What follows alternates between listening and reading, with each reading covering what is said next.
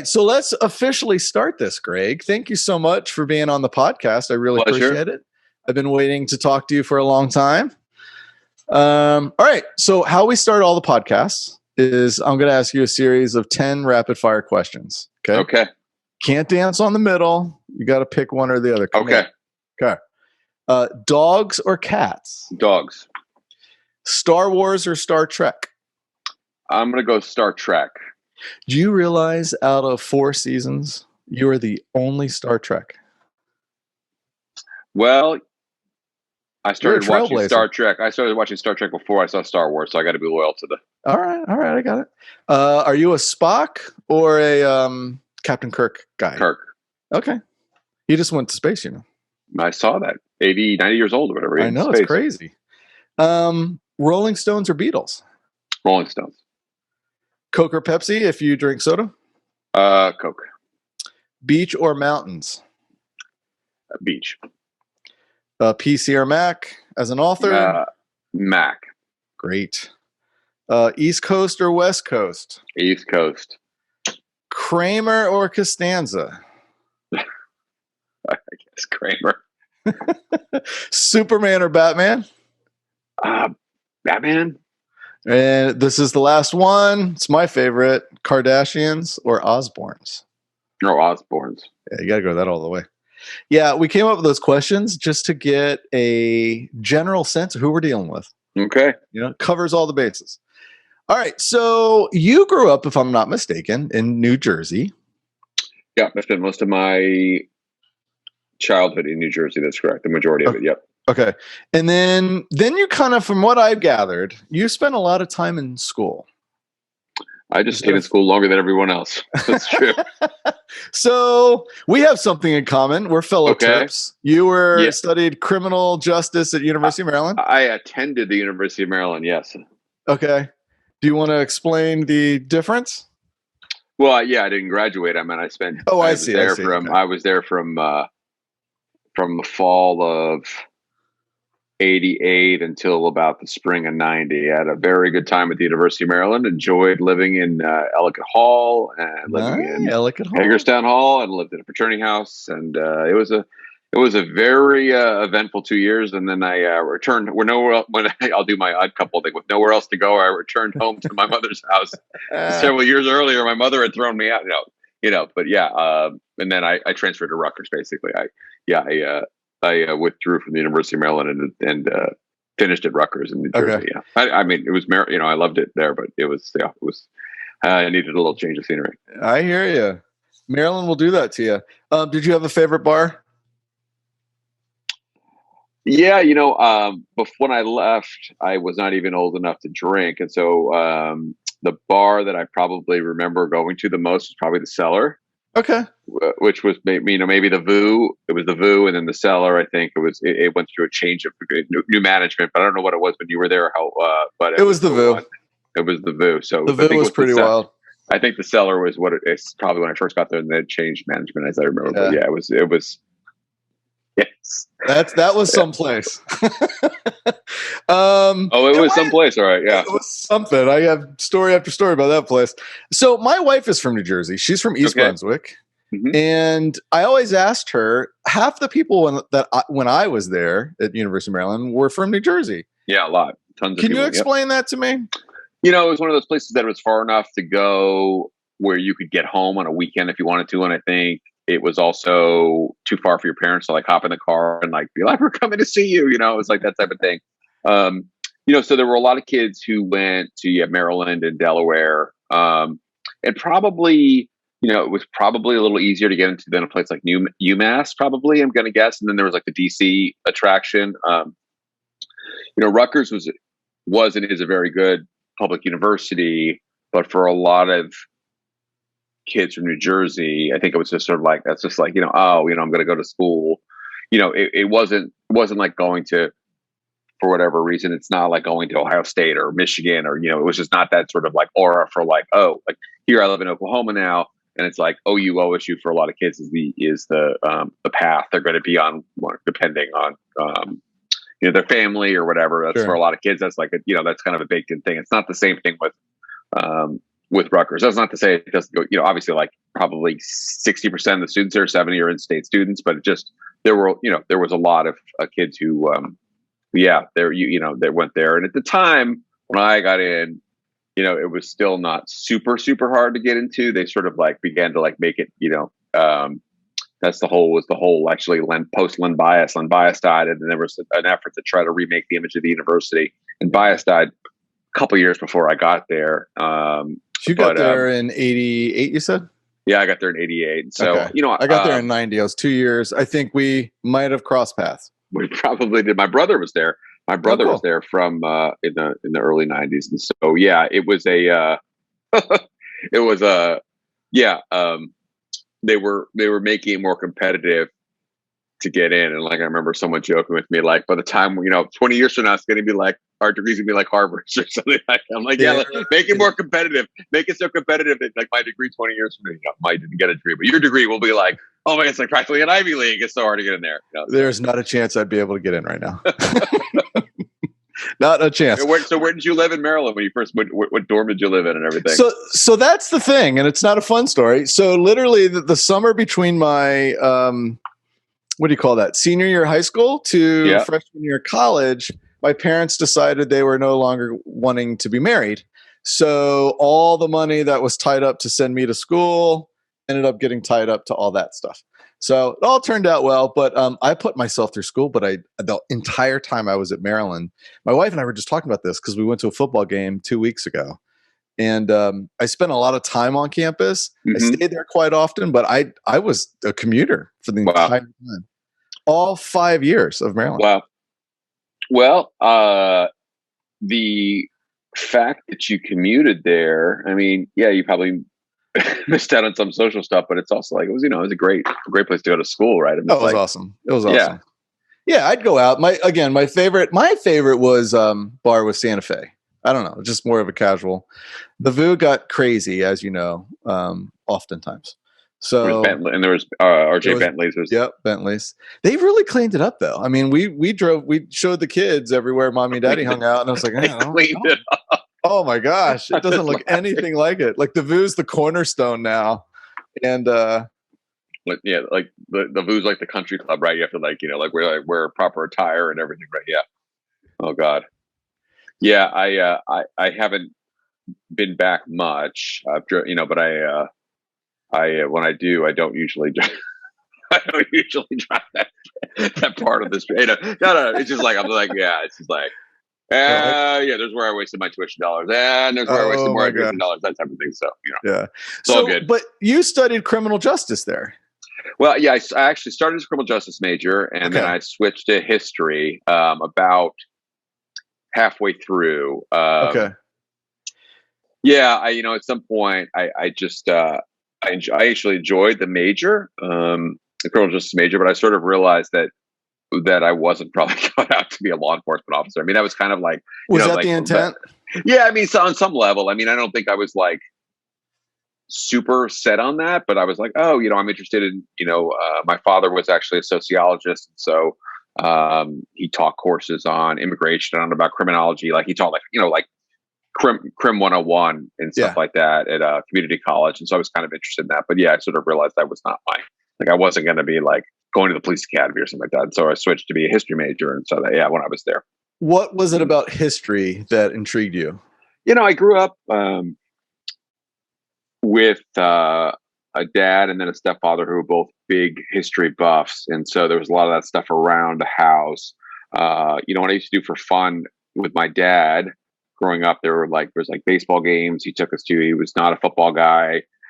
He just really took us to like Mets or Yankee games. And then, he would go take us to the library. And, that was sort of like, he was like, we're going to the library. And so it's like, okay. And then you just sort of, I already had really, even as a young kid, been really an avid reader and kind of got into that. He, almost like by osmosis, it was sort of like, showing me what he would do. He would do research and stuff like that. So I was interested in, I didn't think I was going to be a historian. I don't think like my sophomore, junior year at the University of Maryland. It was just sort of like, oh, I'll just get through college. And then who knows? I thought I was going to law school. Who knows what I thought. But it was just probably seemed like a familiar, like, oh, well, I couldn't possibly be an accountant. being an accounting major, I'm terrible at math, and I don't really want geologies for me, so I'll be a history major, that type of thing. Okay. So am I correct in saying you got your MA at your master's at University of Mississippi? That is correct, right? So after I finished at Rutgers, I did my 2 years there in '93, and then I was looking to do a graduate degree, and I ended up doing the master's at the University of Mississippi. I was really, at that point, I had a couple of really good professors at Rutgers, and one of them got me interested, of all things, in the history of the U.S. South. And so I was really intrigued by living in the South. I'd lived in Maryland, and that's sort of it's a border state, and there's some people there who will sort of put on airs of being Southern, but really they're it's like, well, you're not really. So I mean, whatever. You're just and so I got a chance to go to University of Mississippi, and I saw Oxford, and I thought it was such a cool town, and I was there for the 2 years and did my coursework, and then I did a master's thesis, and then so I was there. It was great. I mean, I loved living there, and I got to see places like Memphis and Nashville and Jackson, Mississippi, and all these places that I never, as a kid from New Jersey, I never would have even gotten close to being able to see. So that was a really great experience, and I loved it. Another place I haven't been back very much just because of just the realities of geography. I haven't been back, but I would always recommend anybody who's looking for a good weekend to do anything, whether you go on football season or not. It's probably better in some ways not to go during football season because you can explore the town. It's just a great small southern town, and has the universities there and great food and bookstores. And it's just a great place. So I loved it there. Yeah. So the decision to get your master's, was that also a decision that you wanted to make history a career?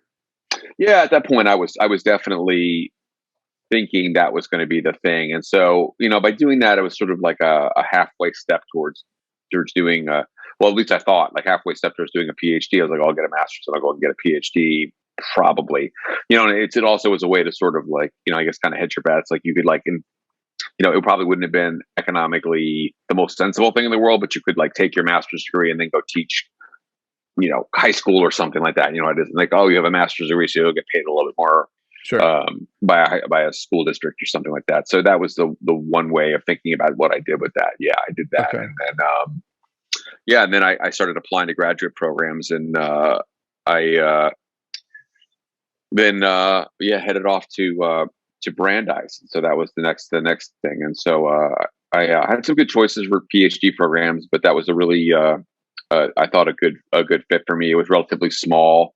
It guaranteed funding. If you got into, they only admitted 5 students every year into the program. And then what was nice about it too was that they guaranteed funding. So some other graduate programs in all sorts of disciplines, basically they admit students, and then there's sort of a Darwinian struggle for resources. The best students get full funding, and then the ones that are not as good don't get all the funding. And so, with history especially, you don't want to be. I had some debt. Obviously, I had some debt from University of Maryland for my adventures there already, and I did. You don't want to be saddled with massive student loans. And so basically, it was a nice package, basically, admission package, and it was a great school, and it was a chance to live in Boston. And so that was for Waltham, which is a suburb of Boston, and so that was a really cool moment. And that was not a super hard decision once it was all locked in with funding and everything. I was going to go there. Yeah. But then you became a professor of history. I did.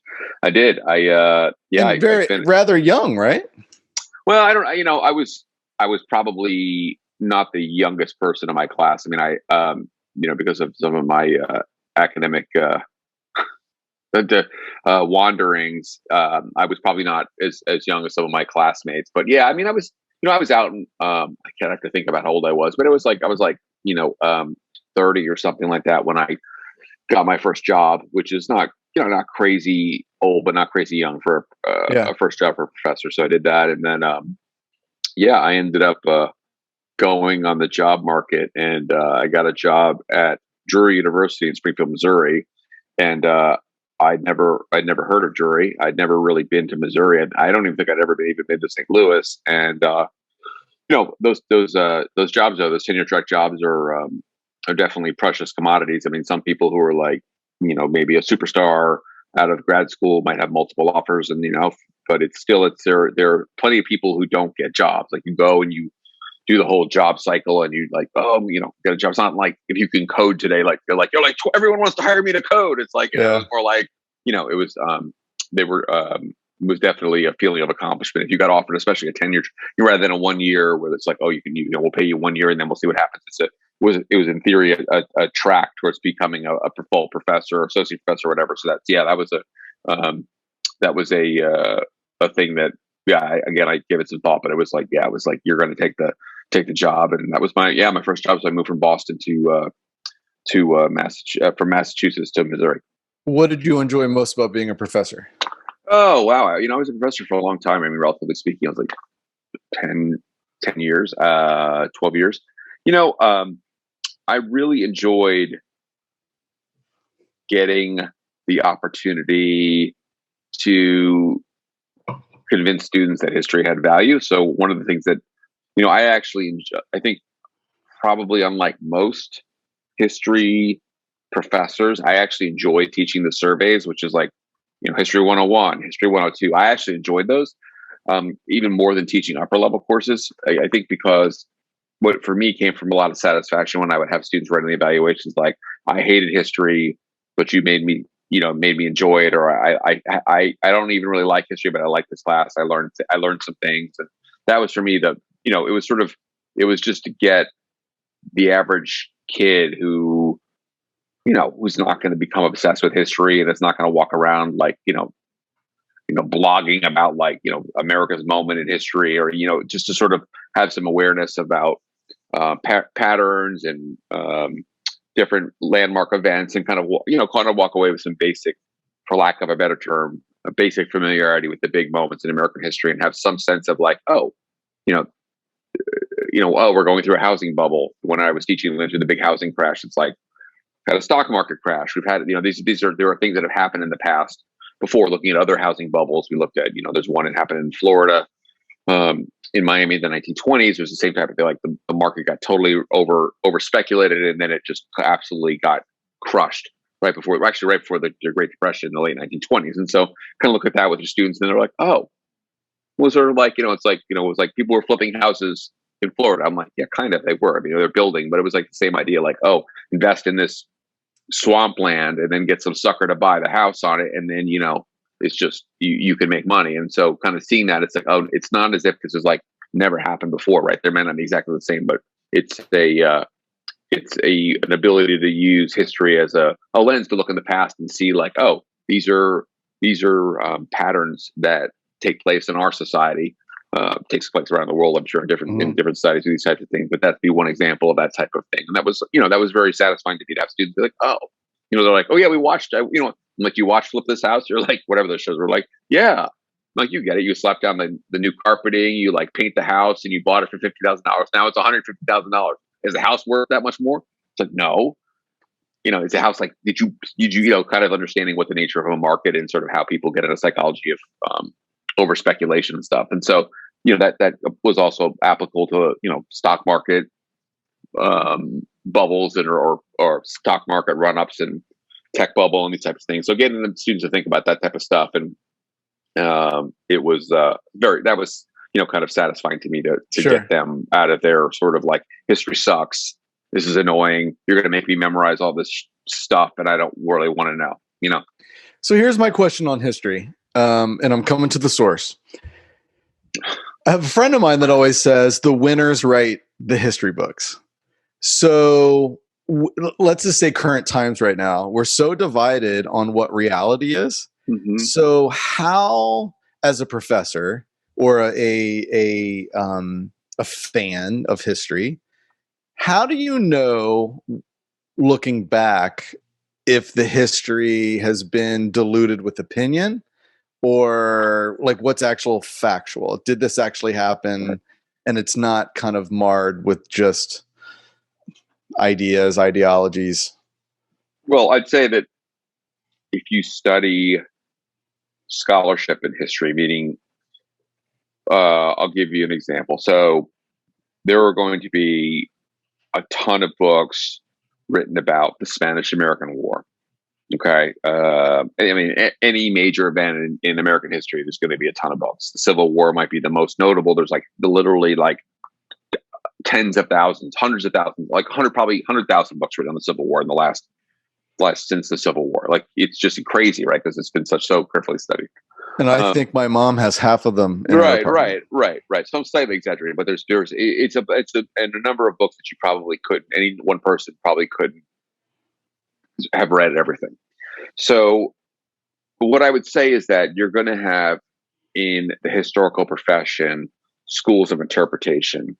Let's use the Civil War as an example of that, where you will have, after the American Civil War, interestingly enough, the dominant narrative that was taught in public schools all across the country, including the North, would have been something to the effect that the Civil War was a terrible mistake, that it was terrible that Americans fought Americans. And oftentimes in those narratives, what you would read is that one of the big flaws was there was an effort to try to give the vote to people.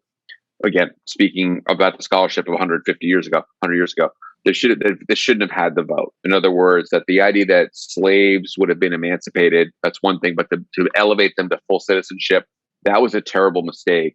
And this would have been written at the time during Jim Crow, where African Americans were denied the vote. They were denied basic civil rights, and were treated as second-class citizens. Right? Can't register to vote. You are not able to serve on a jury. I mean, all these things I could kind of go through. And so, it's interesting. You talk about the winners writing history, and in that sense, really, the narrative sort of became about assuaging the losers. It was sort of like to bring the country back together. Sort of elevating, in some ways, the Southern interpretation became one of the more dominant, like really the dominant narrative. Now that shifted by the 1960s in the U.S. There was a reinterpretation of that, and sort of realizing that, like, what happened after the Civil War to Black people with Reconstruction was horrible. That basically had their rights. They were made equal citizens of the United States after the Civil War, and then their rights were stripped away through Jim Crow, and that's why we had to have a civil rights movement.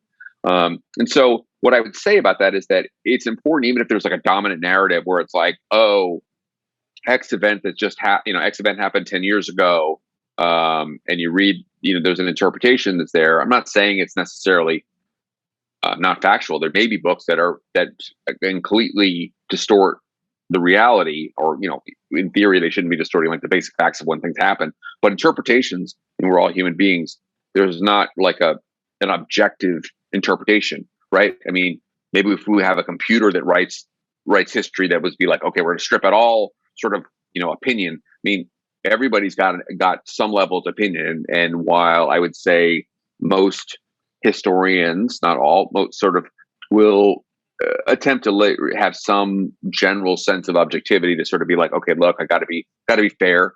If there's evidence that undermines my argument, I can't just sort of go, I'm going to bury that. And, I don't want, that's like shit history. Excuse my language. That's like, that's where it's like, where people write these books that I don't even call them necessarily history, but like basically serious academic historians. You at least you have to sort of grapple with the evidence that might undermine your thesis, right? You can't just go, this doesn't matter. But that's what people do when they have really overly political books that are sort of, that I wouldn't even say are really history, right? They're sort of like, oh, X thing happened and I'm going to write this book. But all I want to do is sort of drive my narrative. And like, that's what you're talking about. So there's plenty of those books. I mean, I won't mention any names, or even, it doesn't even matter. Sure. There's like plenty of people who are like, in case you had noticed, who are like media figures who write books about history. Are they historians? No. Can people read the books and enjoy them? I mean, I guess, sure. If you want to read about like a bombing raid over Tokyo in 1945, written by X person who's on some news network, that's fine. It might be a perfectly fine book, but it's not, in the same sort of way. I'm not trying to over make this analogy, because obviously, like, we all know that, like, when I make a mistake in a history class, if I taught a history class, I would just come in and correct it the next day and everyone would be fine. I'm sorry, I said 1862, I meant 1864. When a doctor makes a mistake, you die on the table, right? So it's not exactly the same thing, but like basically, you have people who aren't trained academic historians. It's not to say they can't write books, and they can't. Some of them can be really good, but it's like you sort of have to like understand that they're not. They're just sort of like, I just need to write my book and like lay these things out to sort of make my book work, right? Instead of like going, oh well, maybe firebombing Japan was actually a morally questionable thing. I'm just using that as an example. They may be like, no, it doesn't matter. We won the war. We bombed Japan. Like, you know what I'm saying? Like, so like a serious academic historian would be expected to sort of wrestle with the moral quandary of that type of thing, rather than just sort of going, I'm just going to, drive my narrative home. And again, whatever, or the flip, like, bombing Japan was the worst thing America ever did. A serious academic historian would in theory, sort of like, okay, well, wait a minute now. What's the other side of that? And have to make sense of that. Are you at all concerned with just how divided we are as a society now, that the history books that will be written about the last 2-3 years are just going to be all over the place? Well, I mean, I am concerned about how divided we are. I'm not the guy to like. I write books about Van Halen now, so it's not like I could be the guy to be like, well, I'm very just as someone that like loves history, right? No, right. I mean, right. Of course, you understand my point. I try to keep it in perspective. Is that we have had periods of pretty extreme polarization in the past, and I'm not like saying to say this is good. Like, I would prefer if we weren't extremely polarized. We fought a civil war, as we've already touched on. People killed themselves and killed each other in Kansas, like slaughtered each other in Kansas before the Civil War happened. There were periods of extreme violence that happened after the Civil War, especially in the South. I mean, like terroristic violence. And so that's not to minimize what's happened in the last few years, to say that doesn't matter or it's not that big of a deal. But my hope is that, America could find its way forward in terms of politics. My basic, very, very quick and dirty take on it is that, social media has made it much easier to polarize people. There was look, 100 years ago, there was like Republican and Democratic newspapers. People talk about like everyone's in there reading their own silo. It's like, you would pick up the Kentucky Republican or the Kentucky Democrat, right? You follow me? It's like, There were newspapers that were like politically complete. They were basically, and again, the news stories, everything would have been sort of slanted to sort of like appease the Republican or a Democratic voter. And so it's not like a new thing, but I think the speed of it and sort of the fact that, you don't even have to really just even reflect on anything. At least when you read, you had to the little reflections, more like, I hate this person, and, retweet, and so that is worrisome. But, look, the last few years have not been, I would say, politically ideal, and for a lot of reasons. But despite the violence that took, there was violence. Obviously, there was violence that's gone over the last few years. I mean, luckily, two sides didn't organize like armies and start killing each other, like like marching on Washington or like marching on whatever. I'll just leave it there. Yes. Well, let's talk. You really got me. You're like a lot of soapbox stuff. I mean, no one would put up with this from me. This is incredible. Like my own wife would be like, well, it's so interesting to me because I loved history. My daughter asked me today what was my favorite subject in school. She's in 7th grade now, and I'm like, history. I loved history. But then as I've gotten older, and you go out and you have conversations in the wild with other human beings, and they see one instant or one situation completely different than you. Right. So if I was writing a history book or the history, I've been thinking about that a lot lately of, well, how's this going to shake out? Because they're saying something absolutely 180 degrees different than how I see it happening. Well, right. I mean, I think, without getting too into the weeds with this, it's just there, it's the past has shown us that schools of interpretation will form in academia. And again, I'm not necessarily talking about like the books that might be the history bestsellers. I'm talking about when historians, and some of them might be, but some, but for the most part, like there will be schools of interpretation that will, that some would say like the polarization of the last 4 years was largely driven by the personality of one person. And then there are other people who might say the conflicts of the last 4 years were largely driven by economic forces. You know what I'm saying? Like there's different, it's just like, I'm making that up, but the different interpretations, schools that will pop up, and then there will be conversations through articles, and that sort of will wrestle with these different factors. I mean, that's what's going to happen. There will be, it's a little soon to have that sort of like assessment of like the last election or the one before that, or even the one before that, really. Usually you figure like at least 20 years out before you can really have sort of like, a real ability to have some sort of perspective on an event without sort of being like writing journalism in some ways. Well, my question is obviously seen or asked through the prism of today, because that's where we are. But I know that what we're dealing with today, we've been dealing with, since man existed. So I guess my overall question, and you've answered it, is eventually, no matter what period of time that we're in, that history was written, eventually things get cross-referenced enough where something close to the truth is what's generally accepted. Is that well? Yeah, I mean, I think it depends how. I think the events of the last few years are going to be studied extremely closely by historians. There are certainly events that happen in American history that are probably have some that have been understudied. And I think, from my perspective, it's sort of like, let's use like the Battle of Gettysburg. I mean, there's probably, again, like 500 books at least that have been written in the last 30 years about the Battle of Gettysburg. I mean, if you're looking at the facts of the Battle of Gettysburg, you can, generally, we're never going to actually have been there, right? But I generally sort of like understand what happened, like sort of hour to hour, day to day in the Battle of Gettysburg, the significance, right? What mistakes were made, what the long-term effects of the Battle of Gettysburg were, not just again about the end of the Civil War, but like through American history. That's where people are going to disagree. So I think I'm less concerned about it being like, oh, we're not going to learn the truth about the basic facts. It's more about what schools of interpretation will come to dominate. And that's not to say that, if it's one I don't agree with, that it's like fatal to the nation. Because it's like, as I've said to you, I mean, it's like things came full circle with the Civil War. For a long time, it was like, it was, instead of saying like, maybe it was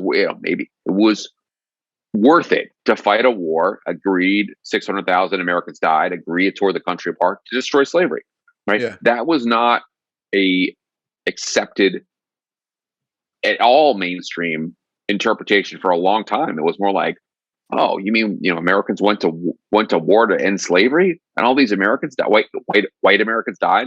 Oh, it's just terrible. It's like, instead of going like, human beings owning other human beings is the most horrific thing that probably has ever taken place in human history. In terms of social relations, it's like, I mean, if you're going to go to war over something, that's probably more of a good reason to go to war than some of the other wars we've had in the past. Yeah. Yeah. Right. So that's, that's what I'm saying about these things, these interpretations, even if they seem like they're like kind of monolithic, it's like, this is the interpretation. It's people change, society changes. Yeah.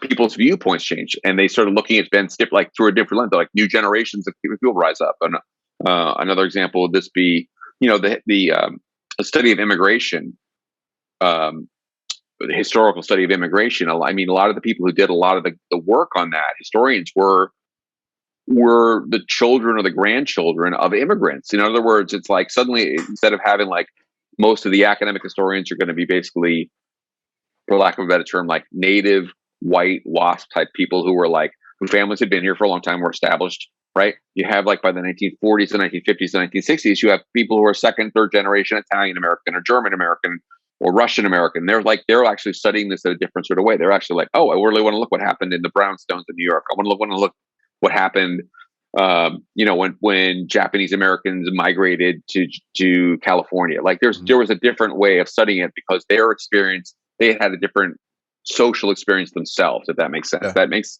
a big difference. Rather than going like, oh, well, I don't really know anyone who's an immigrant. I'm fifth generation American, and this is interesting because I'm studying the numbers, but I don't really, I just think these people are different than us. They speak a funny language, and hopefully, whatever. Yeah. What else you would say? All right. So let's transition. You're a professor at school. When did you get the bug to write a Van Halen book? Like, where'd that come from? So, so I earned tenure in, so all this time, from when I was 14, I was a Van Halen fan, and that never really waned. I was always, interested in going to see shows when I could, and those types of things. And so, so fast forward, it's 2010 or so, and I've earned tenure, and it's it's kind of a grind to do that. There's a lot of just I had written one academic book already. It got published by University of Georgia Press.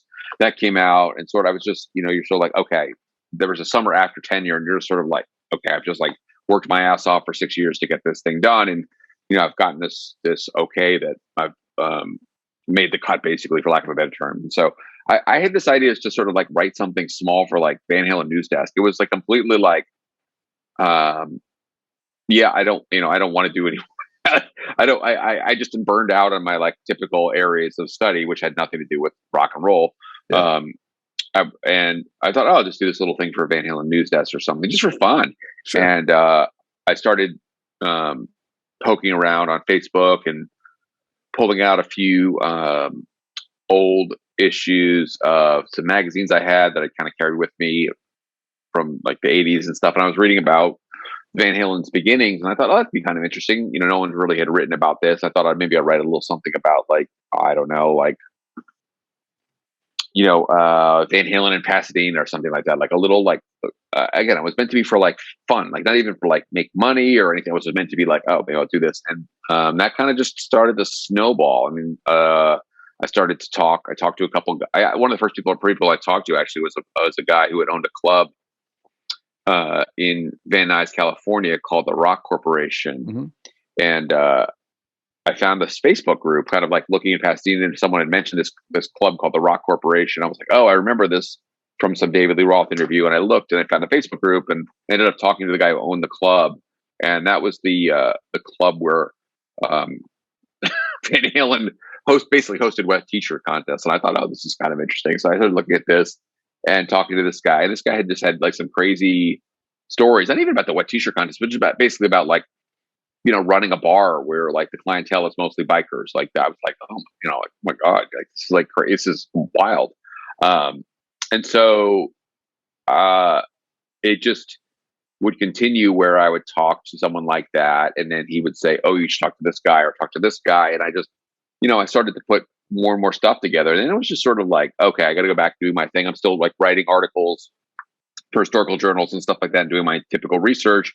But I was sort of like kind of like just plugging away at this. And this would have been like 2011. People always ask me how long it took me to write the book. The book came out in 2015. I'm always like, I started around 2012, because that's really like true that I really started like 2012, 2013 to really try to work on the book. But really, it was like, it was like I had already like started to like interview some people. I didn't have an idea I was going to write a book yet. I was just like, when did that happen? That's an interesting question. I don't know. I mean, it was like, first I thought, I was like, this is kind of a crazy idea. It doesn't sound like a good idea at first, just because it was like, it was not. I mean, I'm not saying it couldn't have been an academic book, but you can't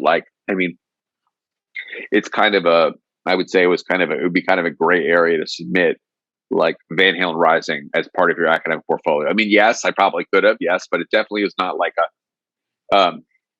in terms of like the university evaluating scholarship, it probably would have been like, it would have been a risk for me to be like, oh, this is so it was sort of like, I sort of like slow walked my way into it, but eventually it just became kind of an obsession for me. I was still doing my other stuff, but this was like, like, oh, someone who's like a math professor who's writing a novel on the side or something like that. It's just sort of like, oh yeah, I'm teaching my math classes, but this is, I'm doing this at night.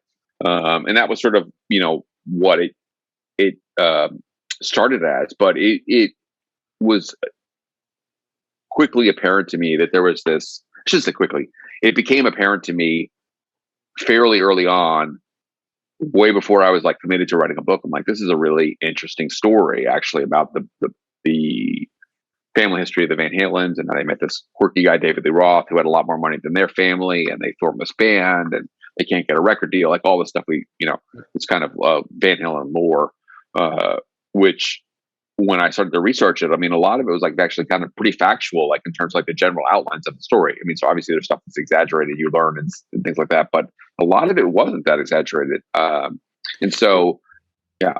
Well, what was the biggest surprise that actually wasn't real? Like, you know, a story that we've heard for years and years and years about anything involving Van Halen that you're like, oh, that didn't actually even happen. Yeah, I mean, I mean, there wasn't anything that was like crazy. I mean, I would hear things like, oh, Eddie and the rest of the guys in Van Halen all lived in this house in Pasadena, and that was just sort of like mythical, like that never happened. But there was nothing like, I mean, beyond sort of like me sort of nailing down like timeline stuff and sort of getting, you know, the general outlines of their career in order. There really wasn't anything that I can remember that was like crazy untrue, you know, that I was like, oh, that's, you know, beyond sort of like, there was stuff that was probably, you know, somewhat embellished probably to some extent. You know, maybe like, you know, like when the brothers came to America, that had already kind of come out, but there was stuff in their bio that was a little bit embellished, but there was nothing like, I mean, I say that and I keep trying to think, I mean, there was really nothing that I would say like, oh, I learned that, you know, that wasn't, you know, true at all. I mean, the one thing, I mean, obviously that if you read David Lee Roth's interviews, he sort of plays up the fact that he like, you know, I lived my life with, you know, all I got, I had to steal. He sort of like kind of plays off this like struggling artist thing. And, you know, from what I was able to basically put together, it's like Roth's father never like showered money on him. You know, those guys actually had to like buy their own gear and stuff like that. But you're living in a 20-room mansion. I mean, so it's not like you're like wondering like when's the next time I'm going to eat. Like, you know, obviously that wasn't part of the Roth. You know, that's sort of like Roth's mythology, which is, you know, probably over time he sort of like, you know, was a starving artist. And, you know, in some ways, you know, that was truthful to some degree, was that he was all in on this thing. And, you know, if it didn't work, there wasn't like a big backup plan. It wasn't like, well, I'm ready to become a doctor or I can become a lawyer. There was, you know, so that's fine. But that might be the most interesting thing that sort of like, you're like, oh yeah. I mean, everyone kind of knew that Roth was wealthy, he's the son of a doctor, but you sort of like really start to think about it. Like, you're like, okay, yeah. So it was a little bit of like, poetic license. I'll say that. When you published the book and it came out, what were you excited about the response? Well, you know, honestly, so about 2 years before I started trying to like basically pave the way for it to come out. I mean, I wasn't a rock journalist. I had no cred in terms of like, I mean, I'd never written a book like this before. Yeah. Nobody on paper was like, history professor writes a book about Van Halen. It's sort of like, oh, okay, this is going to suck. Right. I mean, basically it's like, this is going to be boring. So, you know, about 2 years before I really tried to, you know, I started like a Tumblr and I started doing a couple things like an email list, sort of like, kind of like pave the way for this book to come out. And the book, when it did come out, yeah, there was a pretty enthusiastic response to it. You know, I did this book signing in Pasadena. Ted Templeman attended, and then we did a launch party, and that was really a fun thing. I mean, actually, what ended up happening with that, it was like a lot of the people I interviewed, or people who were friends of the people I interviewed. There were a lot of bands that came out of Pasadena that never got huge. I mean, it was just a matter of, there was like a very much a thriving. I mean, think about bands like, you know, Armored Saint, Boingo Boingo, like the guys from Dred Zeppelin. There were a number of bands that sort of like, you know, kind of came out of the St. Gabriel Valley or Pasadena one way or the other. Walla Voodoo, I think some of those guys came out of that. But, you know, and there were also a lot of like hard rock bands that followed in Van Halen's footsteps. And most of them obviously never made it like Van Halen did. And so what was kind of fun was like, you know, when I thought, oh, we should have a party, like a little like party, I thought like, well, how like, you know, cheese and crackers and like, you know, whatever, like, you know, people drink like wine out of paper cups or something like that. And they're like, let's get, you know, a couple people are interviewed for the book were like, we should get this nightclub. There's this nightclub in Pasadena, and supposedly Van Halen played there. I think it's likely true. They played there a couple of times, early on, like 73 or something like that. Small, like a dive bar, and so they sort of like talked me into it, like in some ways, and I was like, okay, it'll be a good thing to publicize the book, but also it should be fun. It was actually a very, the build up to it was pretty stressful. I got to tell you, it was like a lot of like, you're dealing with a lot of musicians and a lot of people who have different opinions about things. I'm not a musician. I've never, it's like, it went great. There were times, like 3 or 4 days before, and I was like, it's not going to go great. But so that from that standpoint, I mean, there was a lot of people who felt, which was really cool, felt as if they believed that I was going to do justice to the story, and that I was going to kind of capture, not just about a band, but a whole, like, again, these are people from Pasadena, Arcadia, Altadena, that I was going to capture Glendale, capture a moment in time, so to speak. That it was like that they remember when this was, backyard parties were a thing, when people go to Hollywood to go to clubs and stuff like that. And so that was cool. I mean, a lot of people were very appreciative. Again, people who like went to the high school with the Van Halens, or like people who threw parties, or, Mark Stone, who's unfortunately passed away, but he went to the launch party and got to play with Van Halen, the tribute band who played. And that was amazing, because, he had really not played that much in the last few years, that up to that point. And he'd always been the guy who, for lack of a better term, it's sort of like, been the guy who was in Van Halen and then left too soon. Right. So, did he leave, or was he asked to leave? Yeah, it was the latter, right? They asked him to leave. He was, Mark was a very good musician, and anyone who played with the Van Halen brothers for 3+, 3, 4, actually probably closer to almost 4 years. I never quite exactly when Mark joined, but you've got to be a good musician. The Van Halen brothers, obviously, who were obsessed with getting things exactly right on the record, we're not going to like put up with anyone who couldn't do it. But yeah, it's sort of his time had sort of come to an end with them, and so for him to play at that party was just a cool. You could see it was like, for him, it was sort of like, I think it provided some sort of closure. Like, it was sort of like he could, like, just people come up to him asking for autographs. I mean, this is a guy, very unassuming, very quiet man. He was not like, oh, here I am. It was not like that at all. Not at all. Well, and it was like, felt good. Yeah. In your research, and this is one thing I could never pinpoint, or there seems to be up for debate, maybe, but you're the guy. Was he a part of Van Halen, or was he a member of Broken Combs and Mammoth? Right. So he would have been in. Mark joined probably around 1971, and he would have joined Genesis. That's right. Genesis. So he was in a band called Genesis, and then around 1972 or so, Genesis changed its name to Mammoth. The famous story where the brothers see this record in the record store, and it's called Nursery Crimes by this band called Genesis, and it's like, oh, I guess we need to change their name. So they changed their name to Mammoth. And then so Mark is in Mammoth, and then David Lee Roth joins, and so David Lee Roth was in Mammoth. When David Lee Roth paired up with the Van Halen brothers, he was in Mammoth. And then in the fall of 1973 was approximately when the Van Halens found out there was another local band who was actually had a higher profile. I mean, they were still playing like like the occasional nightclub, but they were mostly playing like proms and like backyard parties and like whatever other things like they would do. That there was another band in Los Angeles called Mammoth that was actually a cover band, but they were, they had a management and everything, I think, and they wrote a cease and desist letter, and that's when the name got changed. That would have been in the fall of 73, and at that point Mark was still in the band. So, and then Mark remains in the band till about May of 74, and Michael Anthony joins, and at that point, they're still Van Halen. So he was in Genesis, Mammoth, and Van Halen. Okay. Well, so I grew up a massive. You and I are a couple years apart, and and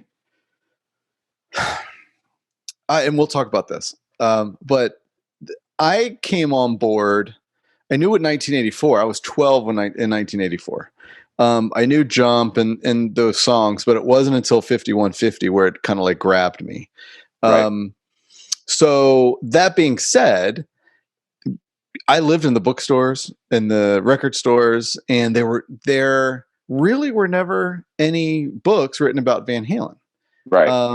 And yours came out, and it was awesome because it was someone paying attention to my favorite band that I didn't know you at the time. I didn't know your background as a historian, but I don't know, it kind of got a vibe that you were on the up about, really making this credible and truthful. Well, I mean, that which was I appreciated. Yeah, I mean, that was one of the things that I was most interested in doing, was sort of giving Van Halen their due. I mean, talk about bias, right? I was obviously super biased. I'm a Van Halen fan, right? It's like you can't be like objective about a band that you like loved when you were 14 years old. Sure. But I did think that there had been, probably because the band had been so fractured over years with different singers, and there had been so much BS that has gone around kind of the 20 years leading up to that. I mean, I know they had reunited with Roth by the time I'd written the book and everything, but I kind of had felt a lot of people had sort of like been like, yeah, whatever. There was like all these other bands, or like the Who and the Stones and the Beatles and all these bands. And, I'm not necessarily saying, Van Halen shouldn't be placed alongside the Beatles, but I felt there was sort of like that Van Halen's stock had dropped because, they hadn't done the like Def Leppard thing where there's like basically the same basic core singer and guys throughout the thing. And that they had sort of lost ground. And so that was one of the things I wanted to try to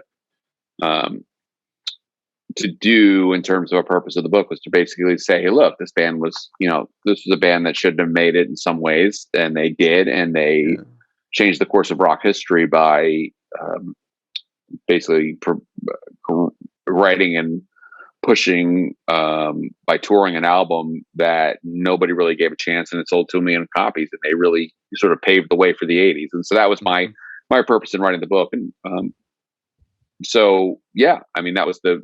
I meant it to mean, I wanted to do all those interviews. I did 230 interviews because I wanted people to recognize that there was a big story to be told, and that I had done what was, reasonable in terms of trying to put the book together and sort of like to get the story from as many people as I could, and to really get across how 2 kids who came from Holland paired up with this oddball guy from Pasadena to blow back Black Sabbath away most nights, and to be a band that was going to become basically the sound of the 80s for like hard rock. Yeah. Well, your take on that's interesting, because the very things that you thought made them irrelevant, I thought would make great fodder for books. I mean, all that drama. Van Halen was full of drama. And that, I mean, you would think, and maybe that is the few things that did come out really kind of exploited the drama, and most of it wasn't even factual. But yeah, that was always disappointing to me, that there wasn't much about that story, given the amount of stuff that you could write about. But did you hear from the family throughout that process of, nothing? Okay. I mean, I've told the story, versions of the story numerous times, but I've heard from a couple of people that at least one guy who had Mike Anthony sign my book, who I interviewed him for the book. And he was like, "Oh, good book." And he actually wrote this guy's book. He wrote, "Hey, Chris, good book!" Exclamation point, Mike Anthony. I've never had a conversation with Mike about it since I did the interview with him. Yeah. He's made a couple of nice comments on different, like Eddie Trunk or whatever, like kind of mentioning the book. Never spoke to Roth, and never spoke to the Van Halens. The story that I have to tell for my own, like give myself my own little pat on the back, is that I have a friend who is friends with somebody who had an opportunity to visit the Van Halen household, Eddie's house, and actually in visiting the house, actually saw the book inside the house. And so, from what I understand, someone gifted Eddie the book. Yeah. But, it was on a shelf in the house, and I always thought that was like an amazing accomplishment that Eddie didn't like take the book and throw it in the trash. He wasn't like, It's just trash. It basically survived like, someone wrote a book about me and I'll actually like deign to have it in my house. And so I have no idea if he ever cracked the book, looked at the pictures. I have no idea. I don't know. Never heard a word about Alex or anything. And it's fine. I mean, they lived it. They don't have to like read books about themselves. It's like, I don't listen to my own interviews. Yeah. It's like, you don't want to listen to like my own interviews. It'd be weird. Like, what did I say? It's like, right. It's fine. Well, I was just curious because they've been so elusive and protective about that brand and the band. Right. Right. I didn't know if they had, if you heard any feedback of, well, that's, if they had differing views or memories of. Well, I'm 100% sure that if I sat down with Alex Van Halen today, he would be like, that's not right. Like what you said in the book, like maybe still like that wasn't exactly, I don't agree with that, or that wasn't right, or I don't remember it that way. I'm sure there were things like you probably read it, but I would like to think like on the vast majority of things, like not that he has to agree with my interpretation of like who did what or like how important Dave was or whatever. Yeah. His brother, that he might like be like, yeah, that happened. Like that did happen or something like that. But I mean, it's like, who knows? It's like, in some ways it's like, you would be arguing nuances though. Like your book isn't salacious. It is, it is telling an amazing story. So, it's nothing like the other things that I've seen where it just paints these sometimes horrific stories of what happened. Right. And I didn't feel I mean, even if I wanted to, and I never would really want to write a book like that, that wouldn't be my thing. I mean, same thing I did with the Templeman book. It's like, that was him telling me things. And so that's a little bit different, but like, just a sort of idea, like that you would like, without someone's permission, sort of like be like, I want to tell all this nasty stuff about you. I don't know. It's like, obviously you want to be truthful to the facts, but also it's like, I mean, of course it's a rock and roll band. Of course you hear all sorts of stuff. Like when you write a book like this, that you're like, but I was like, isn't there been enough? I mean, there are plenty of, and that was sort of like when I wrote the book, again, not that I even would want to write anything like that, but it was like, that was like peak, like the dirt, like everyone was trying to out dirt the dirt. It's like, it's like, and those aren't really interesting. Like, in my opinion. I mean, again, it's like the dirt, like that's sort of like the landmark, right? And then there were these other books that came out. It's just sort of like, I mean, for me, it's like, it was just sort of should have been like, read between the lines. Like, of course, these guys were partying their asses off. Of course, they were doing all this stuff, whatever. Like, but it wasn't, I was much more interested in the music.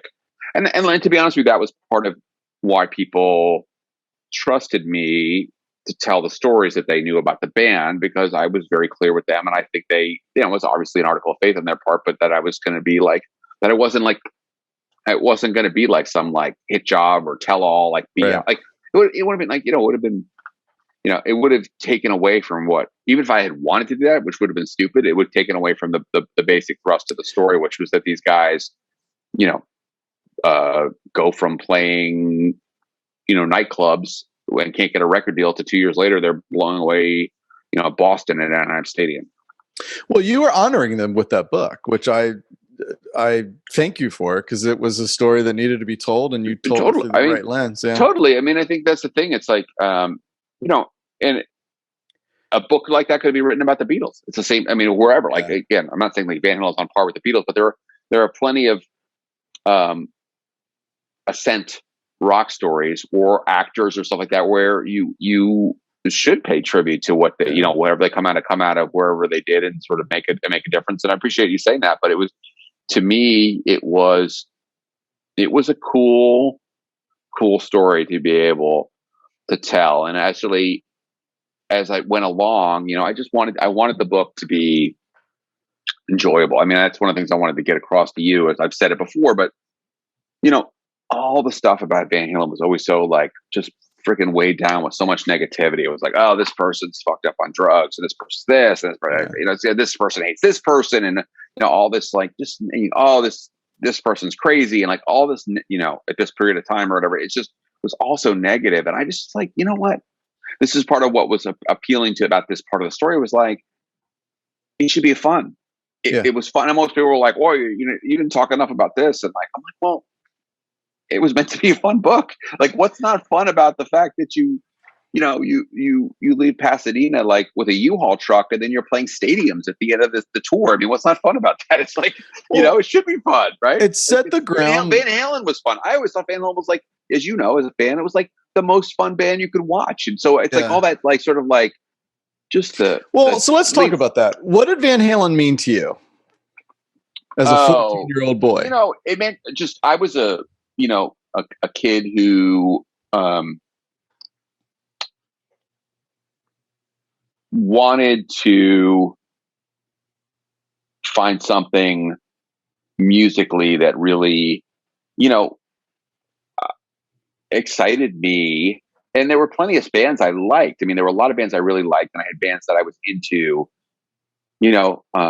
but I don't think I'd sort of settled into like what my, like at 14, like what my band was. There were bands that, my uncle had turned me on as he was older than me, and he was kind of like a big brother figure, and he turned me on to some bands and stuff like that. But like, it was his generation of bands. It was like the Doors, and I liked those. I had some of those tapes and stuff like that, and there was whatever that was on the radio at the time. It was like Foreigner and stuff, whatever you would hear in 81 or 82 on the radio. And I was still pretty young, but there really hadn't been like my band. I'm not saying I was like searching for that, but I think that was sort of like I was ready. I didn't probably know at the time, but I was like, I saw Jump on MTV, and that was it. And then it was just like, it became everything to me in terms of how much it sort of appealed to my sense of humor. I mean, I think that's one of the things I really, as a teenager, I liked was Roth's sense of humor. And then I had already, I think, probably started messing around with an acoustic guitar, and I saw Eddie Van Halen. You have a guitar on the wall. Like nothing unique about me. Like I gave it my best. I was never very good, but I was always like the classic, I was like, I'm peaking at my intermediate level. And I was always peaked. I was like stuck. I just couldn't get, hard as I tried. I just musically didn't have the talent to get by that, but I still could play a little bit, and it's fun for me. And if I'm reading between the lines, it spoke to you. Yeah. It's like their music spoke to you. You identified with it. Yeah. Right. And like where I was at in terms of like my interests at the time, which were like, let's be honest, like drinking beer, girls, like whatever that was when I was 14 or 15, like all those other things. And that was like, that was right in that fit right in the wheelhouse. I'd like that just locked in with that. And I saw Van Halen at the Meadowlands a few times in New Jersey, but I saw them with Roth in 84. I was fortunate enough to go. That was it. I mean, like, that for me, that was the thing. Just the whole sensory experience of that, just like being so loud and just so raucous and all the things that just Eddie's playing and Roth's stuff he did. It was just absolutely, it shaped your taste. And I had seen other concerts and a few other concerts at that point. And, but it was nothing like, like this. And that was sort of like that was the whole purpose of the way that Pete Angelis and Dave and they staged those shows. It was meant to be an absolute assault on the senses, and that's what it was. And so, there you go. I became a Van Halen fan. It's for me. It just took over my life, and it was like everything. It was how do I say it? It captured your attitude. For me as a musician, it was everything that I had wanted. In my opinion, the greatest guitar player. One, right. We, so I told you I have a 12-year-old daughter.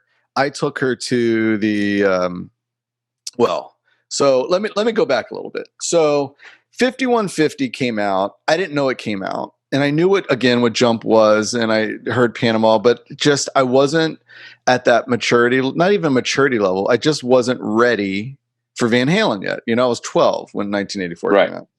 I was at my desk. I've told this story before on the podcast. 1986, February-ish. I'm doing homework in my bedroom, and I heard this knocking on the door. I got up, no one was there. I sat back down, and that's when I heard the keyboard intro to Why Can't This Be Love? The knocking was that knocking part, that intro. Oh, yeah. There was something about that. It hit me in the chest. It grabbed me, and I fell in love at that very instant. And I took in every little thing about 5150. I must have listened to that album hundreds of times then. Now it's thousands. But and then after that, I went back and listened to the whole other catalog. Right. Stuff, right. Yeah, and I got into that, and it was funny. I had like the Fair Warning summer, and that's when I had my first job cutting grass, and that's what I listened to on my Sony Walkman, and then the other ones, and I stole my aunt's Van Halen 2 LP and fell in love with that, and it just became it was just I heard, and I forgot who it was, but they described Van Halen as a verb. Like, we're going to go Van Halen tonight. It kind of summarized a vibe, how you were feeling, what you were going to do, a lifestyle, that kind of thing.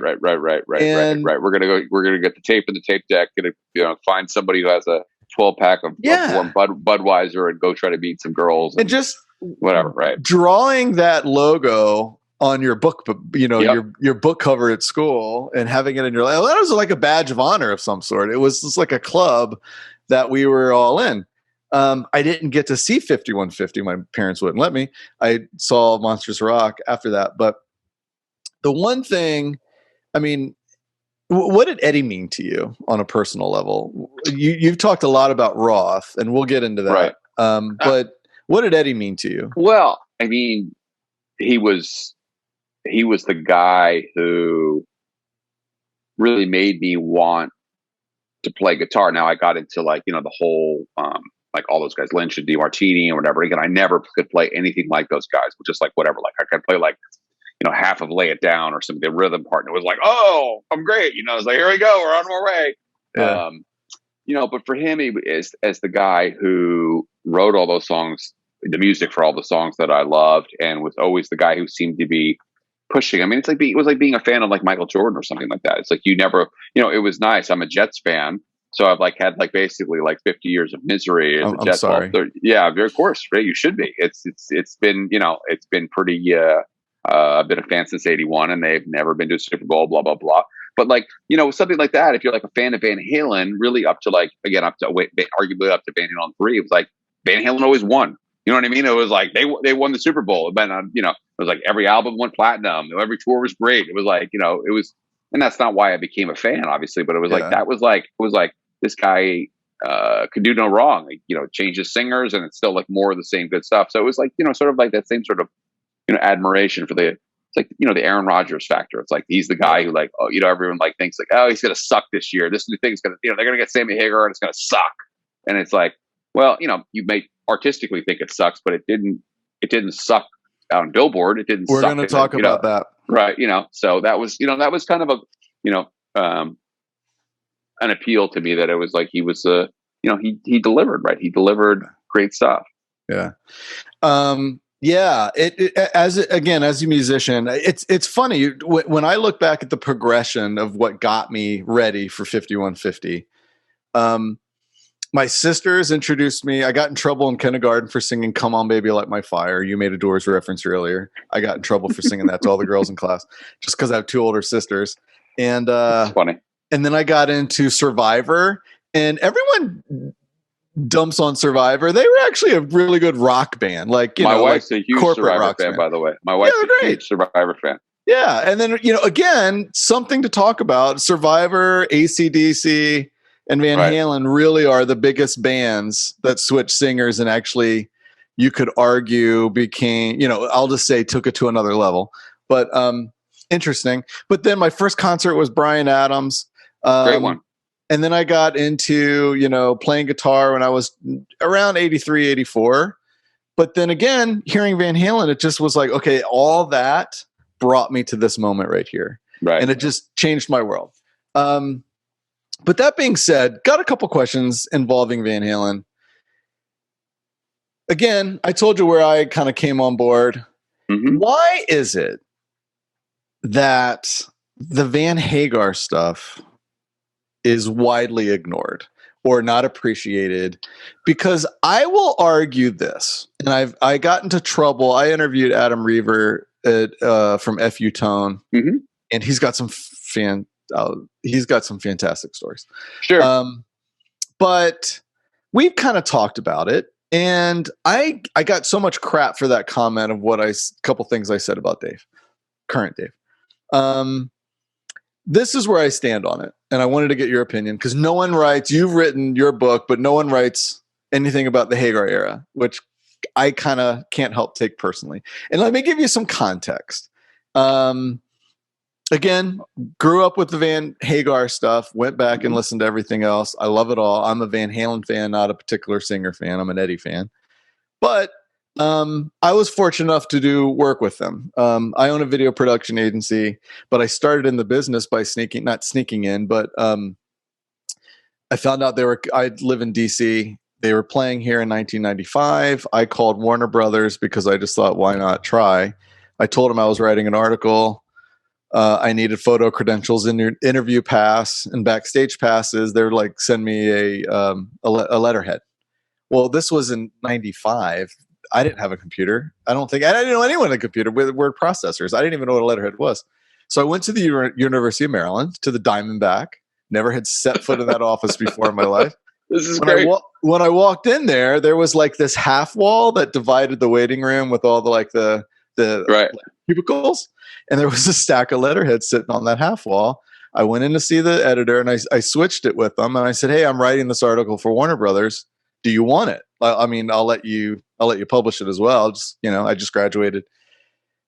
Loved the idea, but I stole that stack of letterhead, threw it in my backpack, and that started my career off being a concert photographer and worked with the guys, 2 tours. And then that later turned into when I had always been in video and editing and producing, and gradually went up that ladder. I produced an independent film, got Sammy Hagar on board with it. They did product placement for the film. He gave me a song for free for the end credits. Cool. I still have the signed contract that was faxed to me that was written on a napkin. I did a film festival. So there's been these spans of years where I've had, I don't want to say close contact, but worked with them. I've worked with Dave in the past. So I kind of have an interesting outlook on personalities, like physically working with the guys and then putting the music together. And my personal experience is Sam's an amazing guy. Would do anything for you. Dave, you've said it maybe a couple times, kind of a knucklehead. And I think I may be putting words in your quirky, I think you said. My experience is that working with them. But in terms of the Hagar catalog, what I hear is that they went soft and they went pop and it's all keyboard. And the thing and I wrote some notes down for you because you are the guy to talk to about this. I can't wrap my head around this. So prior to him leaving, you can't get more pop than California Girls and Just a Gigolo. When he did his albums after that, after he left, Going Crazy, That's Life, Just Paradise, Just Like Paradise. Just Like Paradise, yep. But even in Van Halen, Dance the Night Away was a pop tune. Could This Be Magic? Dancing in the Streets, Pretty Woman, Big Bad Bill, Happy Trails. It goes on and on and on. Eddie has said in interviews that he presented Dreams to Dave, that he presented Love Walks In to Dave. Those songs are going to be on their 5150, a Roth, 5150 album. I don't know what the shock is that this music was written by Ed. It was going to be on those albums. I don't understand the problem of why people hate on the Hagar stuff. Right. I would argue that, there was some keyboard stuff in there. Those songs were going to be Roth songs anyway, but they had some kick-ass songs. Every album went number 1. I don't understand the hate. Can you explain that to me? I mean, I don't know if I really can explain all the hate. I mean, I think I just mean it's real. And there's definitely people on when I tweet that are 100% Dave and get offended if I whatever. If you're whatever. I mean, it's almost like a political thing, right? For people. It is very much political.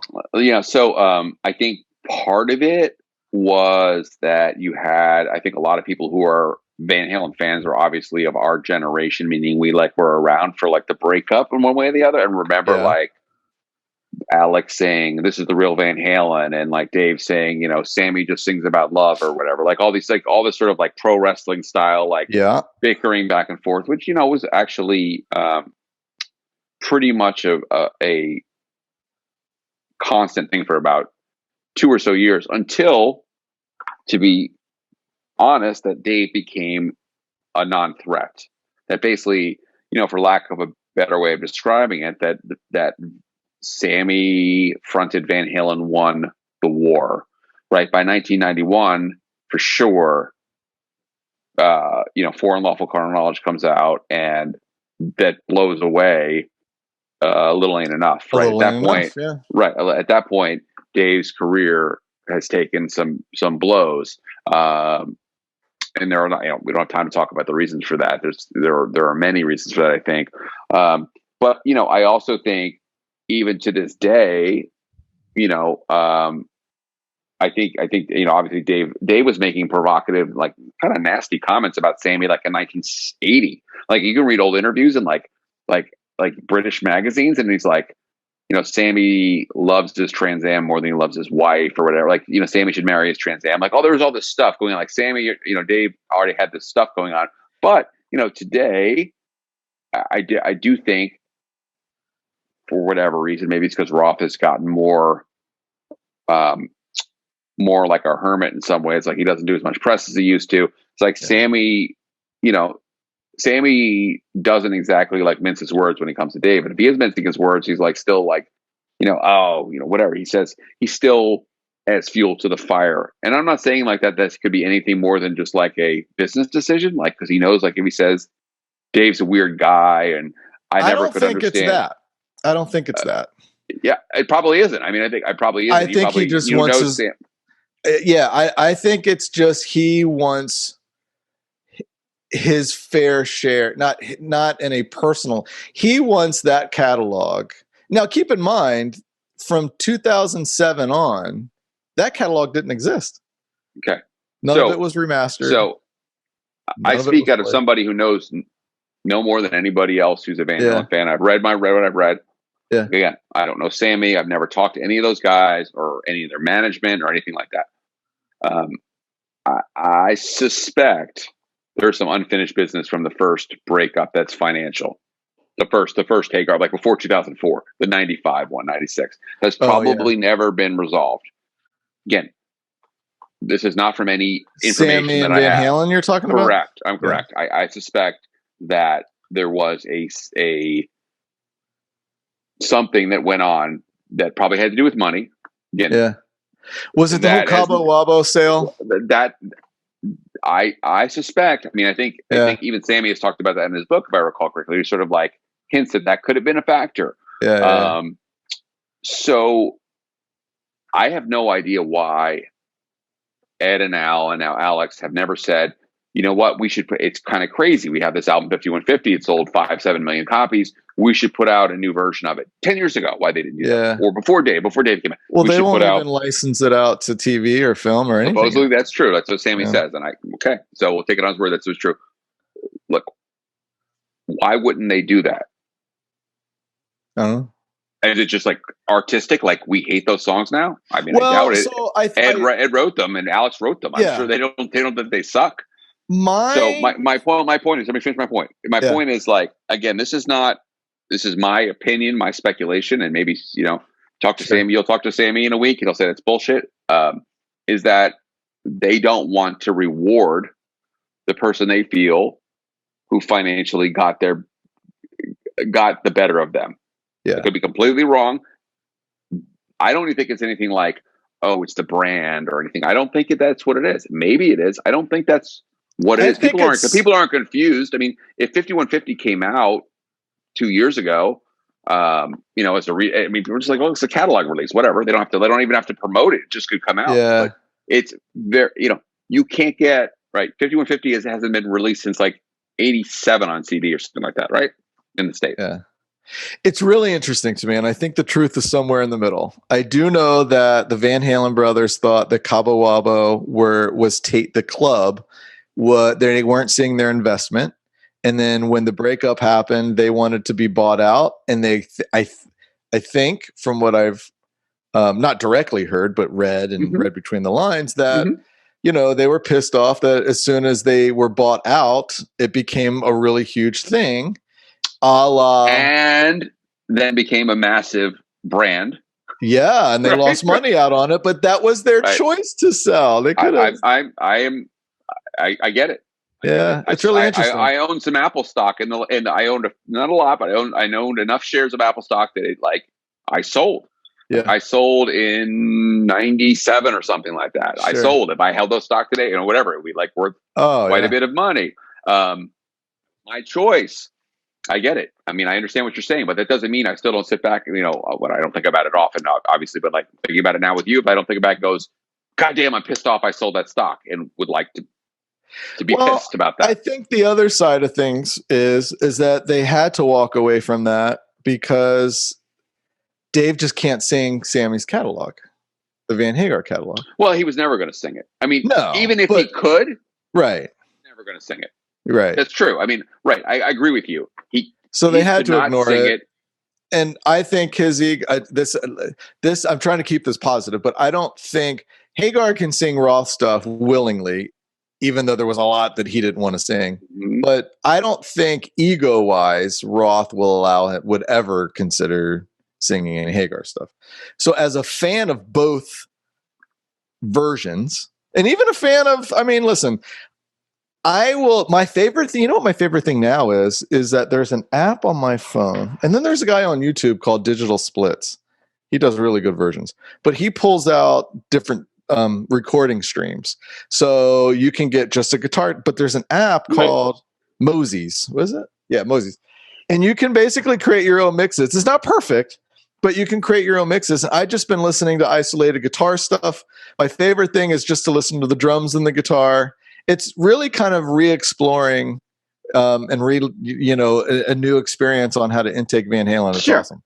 Sure. But anyway, a couple things before I let you go. What's the deal with Michael Anthony? Why did they hate? What was the rift all about? Do you have any idea? Why did they hate him so much? I don't know anything more than you or anyone else would know who would read. I think at some point along the way, there was a fraying relationship with Sammy, and that I believe, from what I've read and gathered, was that Ed expected loyalty from Mike. That Mike, it was basically him or me. I don't think in so many words, but I think that was the thing. And at that point in time, Ed was not touring and was not looking like he was trending towards making a Van Halen record, and that Mike was basically expected to be in kind of a holding pattern. It's it's our band, the brothers band. That's one thing's clear. It's a brothers band, right? It's whatever anyone else might think who had ever been in that band. It's the brothers band. And so I believe when Mike was like, I'm not going to just sit tight and wait, that was considered to be a breach of loyalty. Sure. Again, that's but even prior to that, Ed tried to replace Mike 2 different times, and right around the fair warning time, and before that, there's something about Mike that they just rubbed him the wrong way. I don't know. He made that comment. There was an interview that Steve Rosen did in around 1981 with Ed, and one of the things that's been kind of interesting in the last 3 or 4 years is there's been a lot of interviews that had been edited, obviously back in 1981, that journalists started to put out like, oh, what was off the record in 1981, I'm not going to have off the record anymore. And he made the comment about basically Mike doesn't pull his weight. Again, this is Ed's words. So Mike doesn't pull his weight. He just bought a Porsche, and he doesn't write or something like that. And so, at least Dave pulls his weight. So that's the other thing too. I can't explain it. I think like everybody else, anyone who's had an interaction with Mike Anthony in a fan personal setting or whatever would be like, this guy seems, And so I can't, and I'm not going to try to explain it beyond that because I don't know. But yes, it was a long running thing, but it definitely came to a head around that time. And I think understandably so. I think Mike made the choice to say, okay, I'm going to go with the guy who wants me and wants to move forward with playing and doing what he wants to do, which is he wants to play, he wants to make records. And at that point, like 98 to, and again, I don't remember the exact timeline of all this in terms of that, but basically from it was like that middle period of 2004-ish or whatever, there was sort of that Mike came back or whatever, but it was, was like Mike and Sammy came back, but it was really sort of a, it wasn't sign his rights away, and it was not an easy arrangement to come back. And so I call those the lost Eddie years, because somewhere around, I think it happened between 96 and the Gary Sharon. In that was that MTV David Lee Roth kind of quasi reunion. Right. Eddie became very angry, is the word I would use. And he just had like kind of a attitude. And Eddie was always the fun loving, greatest guy in the world kind of vibe. But then there was this, I don't want to say it's my band. He just seemed angry for this, just angry. Unhappy. Yeah, I mean, I'm a pretty big believer in. Again, this is my theory: is that the relative failure of Van Halen 3 had a very, very negative impact on his psyche. This is a guy who everything he did went platinum, and it was lauded as a genius, which he is. Yeah. And so the album comes out, and for a whole host of reasons. I mean, you're trying a third singer.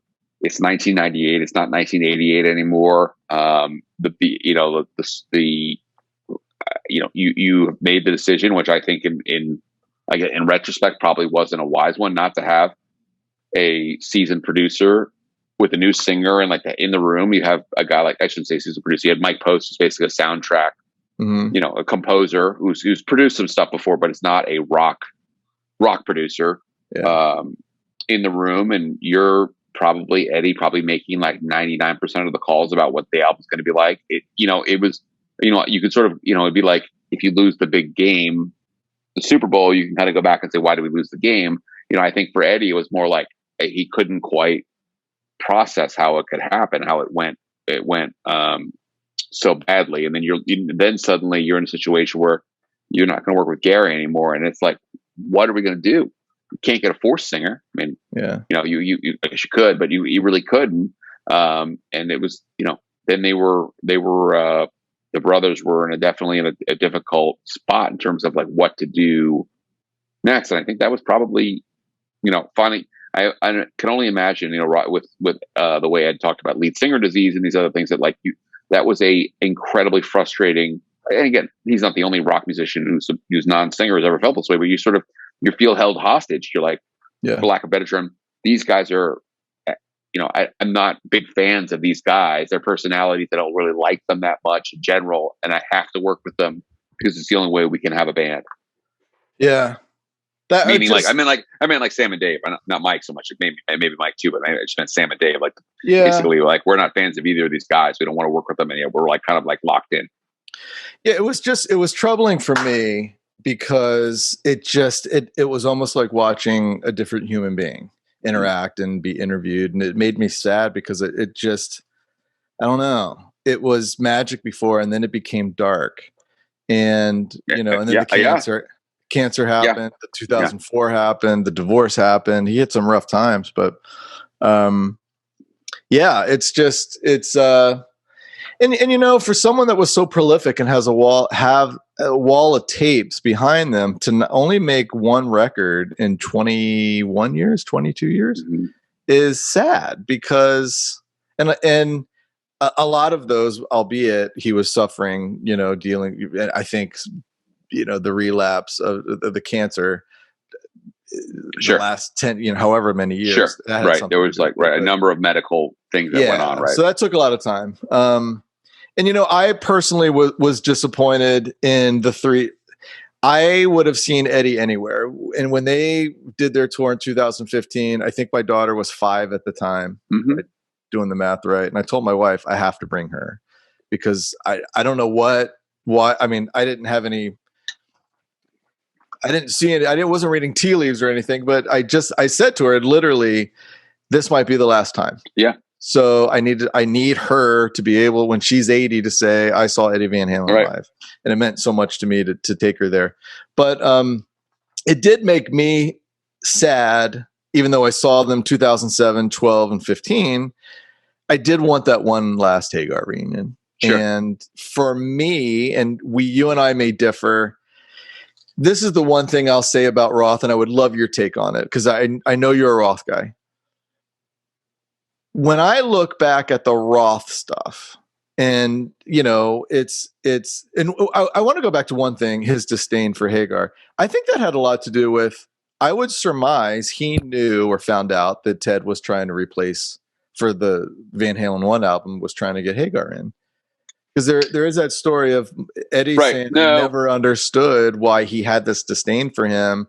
And there was that concert in Anaheim that AC/DC, Van Halen, I think maybe Journey, I could get that wrong, but Ed came to Sam's because he was a big dressing room, because he was a big Montrose fan, and Dave refused to go in. And then Ed never could understand why he would talk so much shit about Sam when they had never met. I'll tell you that when I did the book with Ted's recollection was that and didn't know.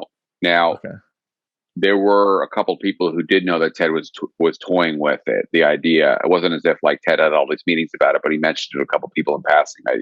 So is it possible that somehow he got around Ted?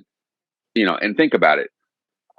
I believe Ted recollection is correct, because it wouldn't make sense that if you approach this guitar player. Right, you just signed this band. You approach their guitar player and say, "I want to fire your singer." The band could be like, "F this guy, F this producer guy. We want another producer, or we don't want to." Like, basically, completely. As much as they may want to make a record for Warner Brothers, it might just poison the well. And so Ted recognized that, and Ted said that it never was his the way he always related the story to me. It was always something that he mulled over. Talked quietly with a couple of people who were not in Van Halen, who were he worked with basically about it, but basically never went beyond thinking about it, if Dave can't improve or something like that, and Dave did basically. So is it possible? I mean, I've thought about that. Is it possible that somehow the whispers got to Dave? Yeah. That's but not through the band. That's not impossible that ended up happening. So there's a Steve Rosen interview from '86. They were in a hotel room, 4 a.m, and Ed references that and pretty clearly states that they knew about it. He knew about it, and I even want to say that he referenced it was a record deal issue that he couldn't. That it didn't happen. I probably have a good inkling about how he found out by '86. I don't know, so I'm not going to say, but maybe is it possible that those guys found out? Yeah, that they found out in '78. Possible. I mean, it's possible. That's not the way Ted remembered it. I think I do know how they found out by '86. But that would have been a different deal, because at that point Dave was gone, and it's suddenly oh, Sammy's in, and then someone might say, guess what? Well, here's my take on Dave. Back in the 80s, late 70s, 80s, early 80s, I don't think anybody could touch him. He had a unique voice, a unique style, unique sound, and he was, at that point in time, I would say maybe the greatest frontman, certainly for that era. But looking back at it all these years, 2021, when you look back at it, in my opinion, it doesn't age as well. And it seems even more, and maybe that's reflected by the recent Dave, where it's very vaudeville, in my opinion. Mm-hmm. And when you have that slide mat in front of the drum riser and the special shoes and the Fred Astaire stuff, to me, that's not Van Halen. And I've always said that Dave has the Samson complex, that all that kind of happened when he cut his hair, and it seemed very, I don't know, he just lost his thing when that hair was gone, and that might sound silly, but I think there's something to that.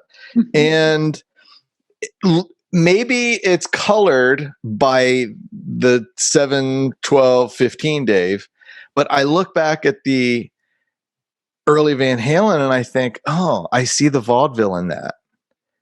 Now, looking back, do you feel that same way? Do you think it still holds up? Were you happy with the 7, 12, and 15, Dave? So, I always argue with people about this on Twitter, but I think arguably 2007 was the best Roth sang since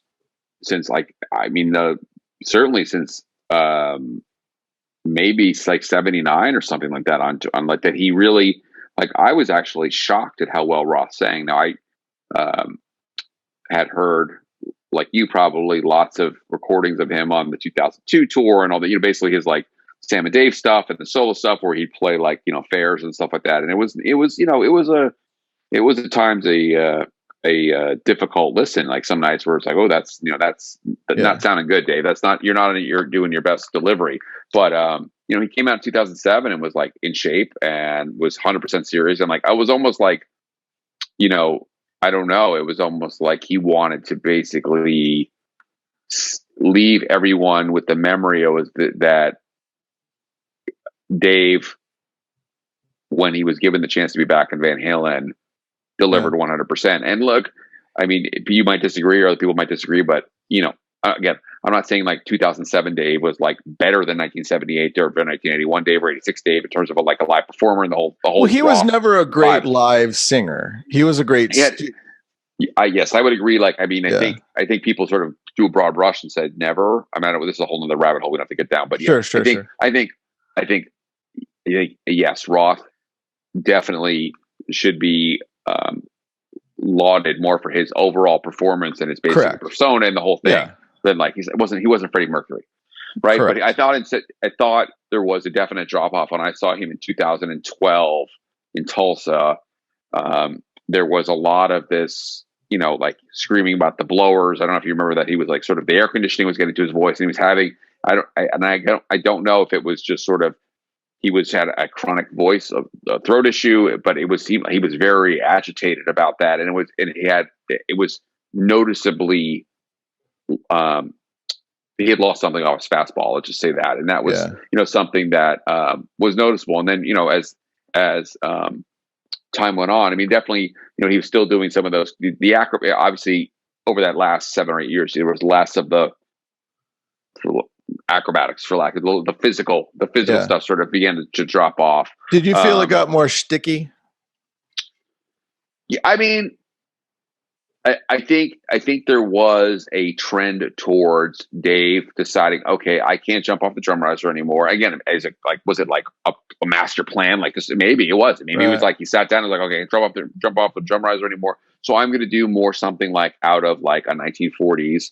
Yeah, you're right. Like a 1940s like musical. I mean, he did more of that, like the tap dance type of stuff and the sort of facial expressions and the jazz hands and the whole thing. But to me, yes, that is not necessarily like Roth wasn't doing that stuff to the same extent he was doing in 2007 or even 1990, whatever. It was different. It was a different deal. But it's sort of like it feels like didn't feel contrived to me because I'm like, well, this really is a guy who grew up watching all that stuff on like all this dance, Well, that's my point. It's not like he was like, I need a new gimmick. I'll just like imitate old movies. I'm like, well, I think he became more comfortable. Kid, right?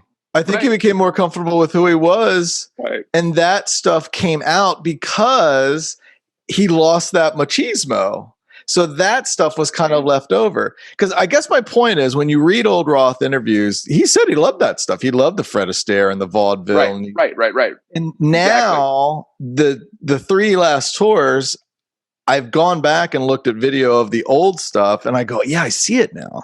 But it was kind of masked by the long hair and the girls and the this and the that.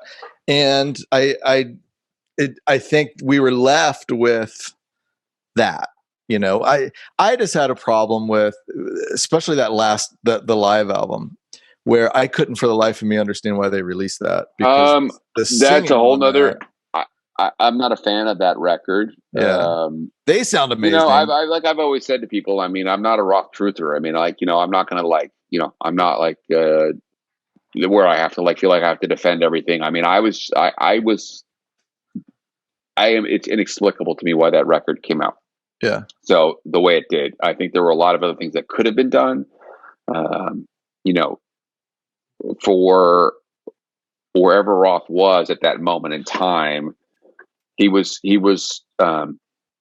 singing his best. I mean, that's a careful way of wording, but I think he was not singing his best. And to release something from 2015, I mean, I get it. Maybe like the Van Halen's meaning all three Van Halens decided, well, we're playing better.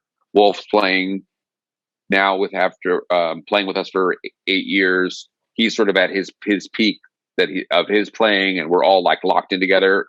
I would have, I would have advised, me advising, but I think release something from 2007, because as an overall, like, of the whole thing, you could probably find a night where Ed was on, Dave was on, Wolf played great, Alex played great, and you could find where something would have been much more.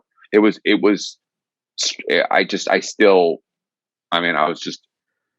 can't. That's why you need that. What is it, Mosey's? Because I've taken that album and removed his vocals from it, and this is no slight to Mike, but Wolfgang in 2015, or I guess that was the 2012 tour that they did that Japan live album for. I think so. Is that right? 13 or something? I can't even remember something when it was. Like that. Yeah, because the 2015. Yeah. Anyway, so when that live album came out, the three of them sound amazing, and just with Wolfie's maturity and experience behind that instrument, man, it was like Van Halen on steroids. I get it. I mean, and that's the explanation I can live with, sort of saying like, it's a vote, and if everyone's voting yes, that's I don't know. It was just I think yes, I buy that theory that this was where those guys had sort of felt like they had reached an instrumental peak for them, that they'd been together. Wolfie was older and had played, had more road years, right? He'd played with them for longer, and obviously was like more locked in with his uncle in 2013 than he would have been in 2007 or 8. Just it's just natural. You could play with anybody for longer, you're gonna get better. Well, to bring this full circle, how do you think history will look back at Van Halen as a band? It's interesting you bring that up, because one of the things that really has been, I don't think, surprising, if we think about it, since Ed has passed, it's really been much more about his legacy than the legacy of the band. Now, I'm not saying that to belittle anyone who's been in Van Halen or anything about the band Van Halen, but obviously his passing coincided with basically Van Halen's over, right? That's kind of like those two things sort of happened the same day in so many words, just so that, there was never going to be another Van Halen tour once the day that Eddie Van Halen passed away. So, which is crushing, by the way. Yeah. I mean, it is crushing on a whole host of levels. And so to have that be the thing that people are focused on, I think it's interesting to think about how people are going to assess Van Halen, because I think there's a way of assessing Van Halen without sort of making Ed the only thing to assess, as we've talked about. There's all these other pieces of the Van Halen story, but I think for a lot of people now, that's sort of the way they're looking at it, is the legacy of Eddie Van Halen, and how it should be celebrated, and he should be lauded and praised, and for all the things that you and I understand as fans, and even like my mom or my wife understand. Like, they understand what Eddie Van Halen meant to music. They don't understand the way we do, but they get it. They understand, not just from hanging out with me, but like they know the songs, and like he did those crazy things on the guitar. Like, they get it. You might think I'm crazy, but I think he's actually underrated, and I'll tell you why. Because I look back. And what gives me a lot of joy now is YouTube is the biggest rabbit hole in the world, and things are coming out more and more at a faster pace. And I think he's underrated for a couple reasons. He changed everything. He changed music. He changed guitar construction. There was no aftermarket guitar part ever. It just. And then you look at every Strat with a humbucker in it now is derived from Eddie Van Halen and their super Strats. The Floyd graphics on the guitar. Even like not the stripes, the whole idea of like putting graphics on guitar. Basically, he was the one who sort of made that a thing.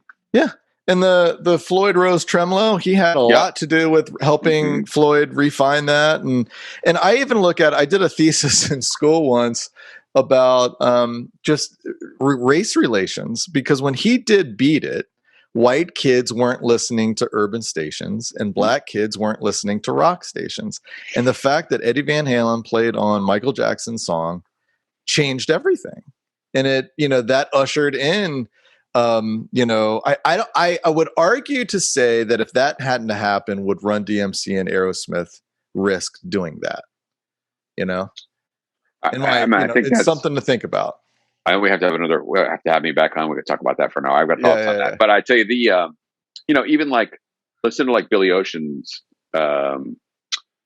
here's Caribbean Queen or which one it is. There's one of those songs where there's like an absolute Eddie Van Halen solo in the middle of it. You're like, oh my God, you start to listen to it. There's a number of songs like that, like Maniac. I talked about that at the end of Van Halen Rising. There was a number of songs that came out that were Maniac is a great example. Right. Yeah. Black Cat would have been like basically like by Janet Jackson would have been like, okay, we need to do like a Beat It for Janet. Like, what are we going to do? We're going to do like a rock song for Janet. There's a number of them like that. So what I would say is that the underrated aspect, I mean, I think definitely 7 years ago, 8 years ago, there was like this sort of like, whatever, Eddie Van Halen, whatever. I think there's been, like it always happens, unfortunately, when someone of that skill level and ability and influence in a field passes, there's a reassessment and sort of like, oh, well, actually, he did more than I thought, or she did more than I thought. I mean, I think more, it kind of like, as you said, they kind of bring it full circle, the Roth Hagar debate. Everyone kind of really, needs to understand, not just you, but, ordinary people, you get it. It's like the common denominator was Ed Now. I mean, that was the common denominator from day one. They decided to play music together in Pasadena all the way to the very end. And so that's that's really the thing that should be sort of, I think, maybe played up more. Like those that as much as the other guys were obviously important, obviously they were, but it was the Ed and Al show. How long do you think it's going to take for the Van Halen fans to get off Wolfgang Van Halen's ass? I have no idea. I mean, I think it's the weirdest and saddest thing I've ever seen in my life. It's crazy. I actually think that Wolfgang has a pretty good handle on it. Like, actually, like I think a lot better than I would have. I do. I if it was me, I would be like, what is wrong with these people? And he's like, just because you're fans of my, you're fans of my parents, and so you feel empowered to like give me advice or something, or you whatever, like all this. He's like, I think he finally, I shouldn't say finally. I think for me, he finally clarified a lot of it. It's like, oh yeah, it's like people feel like beyond just sort of the internet BS of like, I feel like I can say anything. I can tell Aaron Rodgers he sucks on Twitter, right? Like it's like the most ludicrous thing ever. It's like, it's wacky. I'm like sit on my couch and like I can tell like whoever, like they're terrible or they're great or whatever. I think he's got kind of a good handle on that. I think part of the thing is there was a lot of built up resentment, unfair, all of it. I think, because I mean, come on. I mean, if my dad said, hey, you're going to come work at the family business at 15 or whatever, and like, you're like, okay. And then like you get to work and you're like, what happened to the other guy? They're like, well, we got rid of him. It's not like the 15-year-old was responsible. Right. It wasn't like he was like, here's what's going to happen, Dad.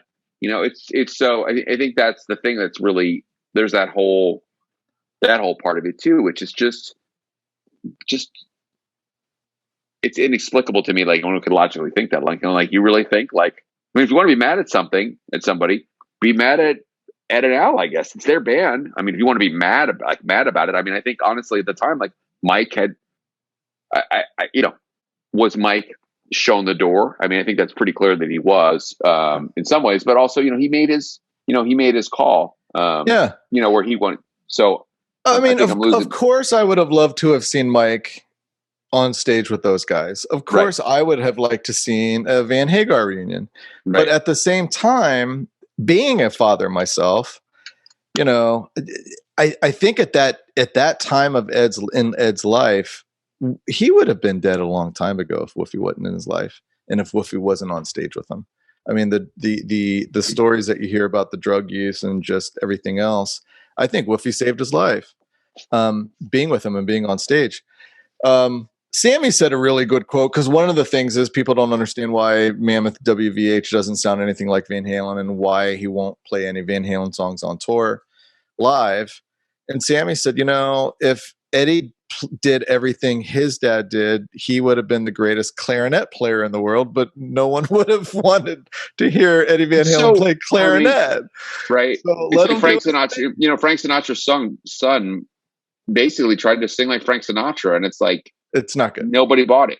Right. Yeah. Like, so I'm not even saying like that Wolfie would even want to be like, is anyone surprised that a kid who was born in 1991, you know, didn't like listen to like Led Zeppelin and like Deep Purple and like what Ed and Al listened to like make Van Halen sound the way, of course not. It's like, so I gotta say, I just saw him in Wichita, and I was like, the thing I was thinking, it's like, even if he wanted to, it would be bizarre in the context of that band. And I mean that with all respect to Wolfgang, because if he wants to do whatever he wants to do, he's already said, I don't want to play Van Halen. He said tomorrow, I want to play Van Halen. Okay, I'm going to play Van Halen. Do whatever you want.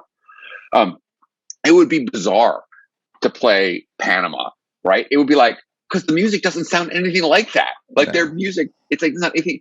It would be like, it would be like a jazz band that plays like fusion jazz suddenly to say, we're going to play like my dad was in a disco band and we're going to play this disco song like in the middle of the set. You'd be like, well, it doesn't really fit with the rest of it. It doesn't fit. Yeah, it doesn't fit. They're like their sound. There's not a single. I shouldn't say it.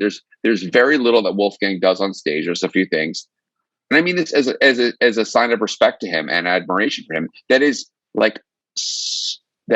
in some ways an homage. There's a few things an homage, or even like resembles his dad's playing that much. Mm-hmm. It's like not even similar in a lot of ways. It's like what do you think? Like what? Like why would he? Why? The scary thing about it though is, why do you want to, just because you want the son to play? Go see someone else play Van Halen. There's lots of guys that play Van Halen. Go see them. I think people just don't want to say goodbye, and I get it. Like so the first concert since COVID, and it's certainly since Eddie died, which I was just devastated. And I ended up just driving. The only thing I could think of doing is getting in my car, putting on Van Halen, and taking a 2-hour drive as I like sobbed. But I went to that M3 festival in Columbia, Maryland. Right. And I'm throwing no shade at Warrant, but my daughter we both love Night Ranger. And so we went to the last day, Night Ranger, but we caught Warrant. And Warrant's guitar player, again, not throwing any shade, but he was doing the tapping thing. And it was so very obvious I'm doing a trick now. And then he would incorporate the tapping and then go back into normal playing. And it just really made me sad. It was the first concert that I had been to since Ed died, and it hit me like a ton of bricks. I'm never going to experience that again. And my thing, especially before shows, especially, really when I was even filming, but just as a normal fan of listening to him warming up backstage, and, you hear it over the PA as he's walking up, and that my mom would call it noise, but that even noise, that noise that would come out, it's so identifiably him that even if people try to play it, they can't, because there's nuances and it's in his fingers. And it's just terribly tragic and sad to me that we're never going to hear that again live. But it was just even more sad when you said, will you go see someone else play it? That bums me out, because seeing that Warrant guy just do it, it wasn't a part of his playing. He might think it was, but it was so just. Right. And it's not going to be the same thing. Exactly. It's not going to be. And this is not any disrespect to Wolfgang. It's not going to be. There's no. And that's the thing. It's like, I think he's even said that. It's like you can't just paste over the fact that somebody's gone. You can't go, well, we'll just if X person plays this, if I play or Wolfie plays it or someone else, it like makes it okay. Yeah. It's like if your wife dies and you marry like a woman who looks like your wife, your dead wife 2 months later, it doesn't bring back your wife. It's pretty creepy. Oh, well, it's right. Well, right. And understandably so, right? You'd say that's weird, or that person has issues, and that's the thing. And so, yeah, I think Wolfie sort of implied that he was like gonna, once the tour was over, he was gonna basically just deactivate his Twitter. Which, that bums me out. I mean, it's actually like he's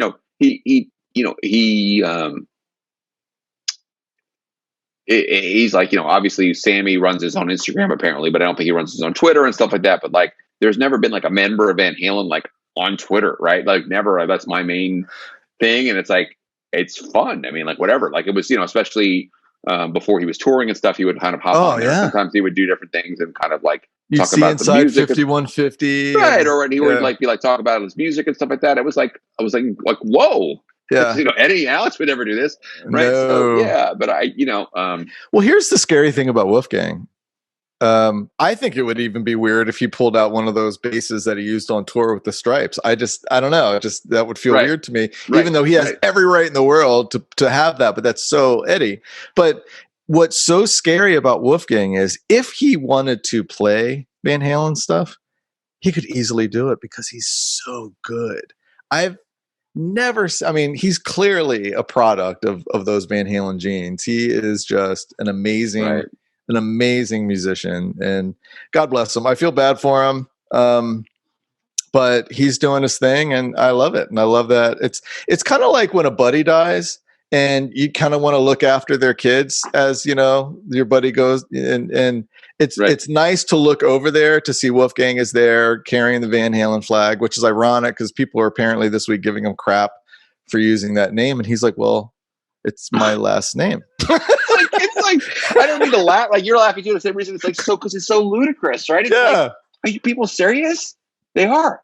They just, I am a diehard Van Halen fan. I've never understood Van Halen fandom. Like it's one of the most hateful groups that I've ever seen and witnessed. And it's sad because I've always felt I had a healthy approach for it. I have my feelings on Dave, but I still listen to it. I still love it. It's a part of my fabric. Right. And you understand that I I got into Dave Van Halen in '84. Roth was out a year and a half later. And I embraced the whole Hagar. I went to see Dave solo. I went to see Sammy with Van Halen a number of times. And I was just like, yeah, it was fun.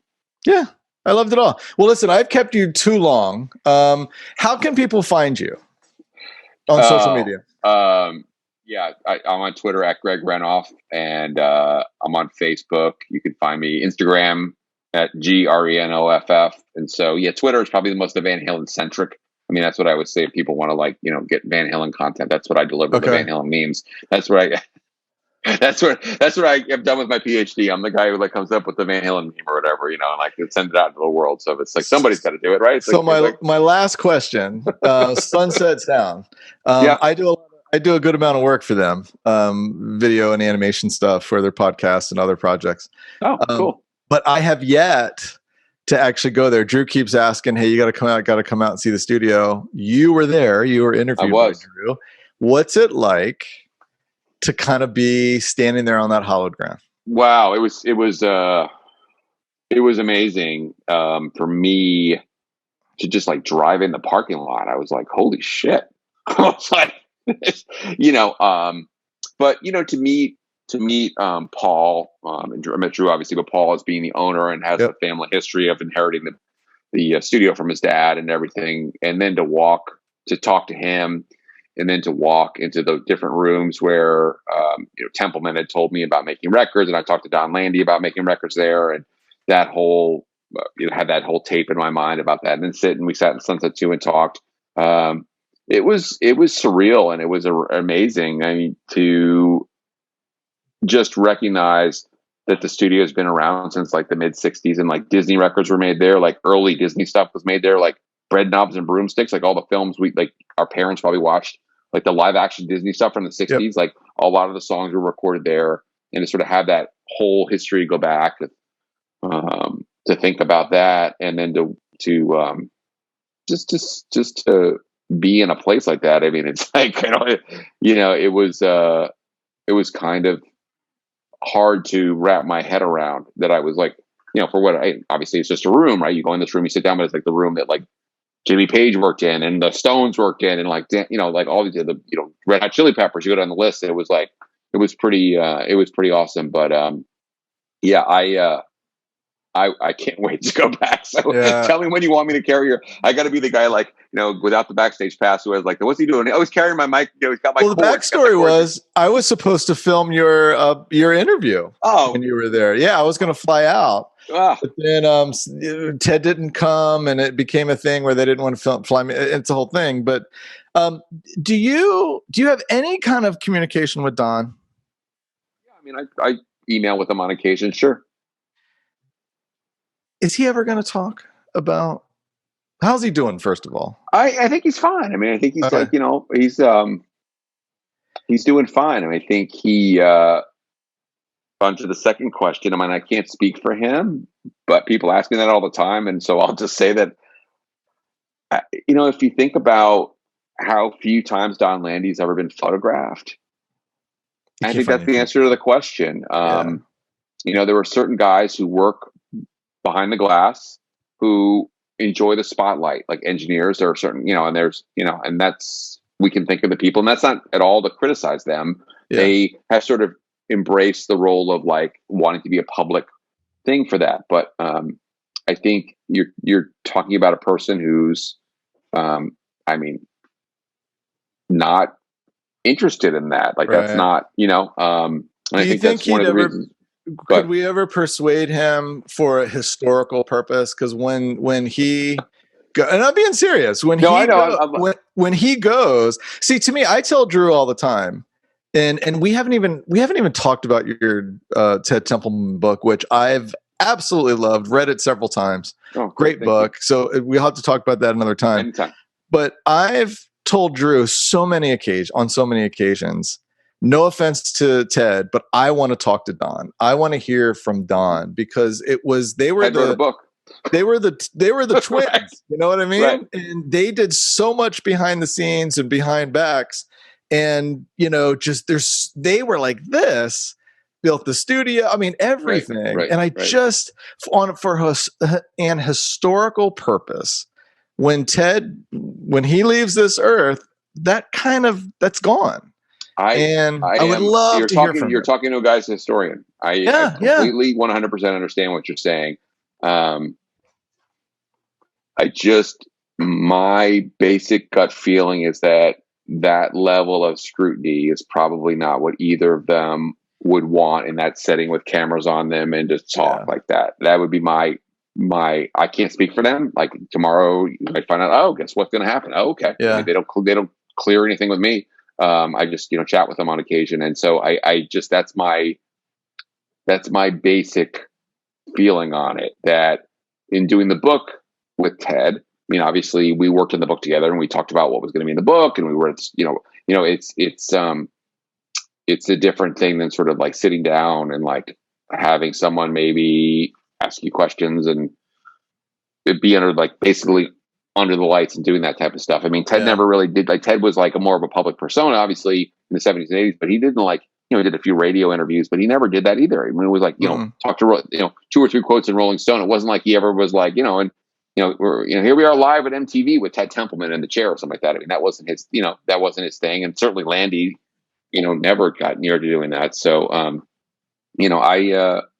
I fully understand the importance of what those guys did. And like, I'd like every fact and, bit of information that we could ever, know from those guys. I want to know it. I mean, obviously like you and everybody else.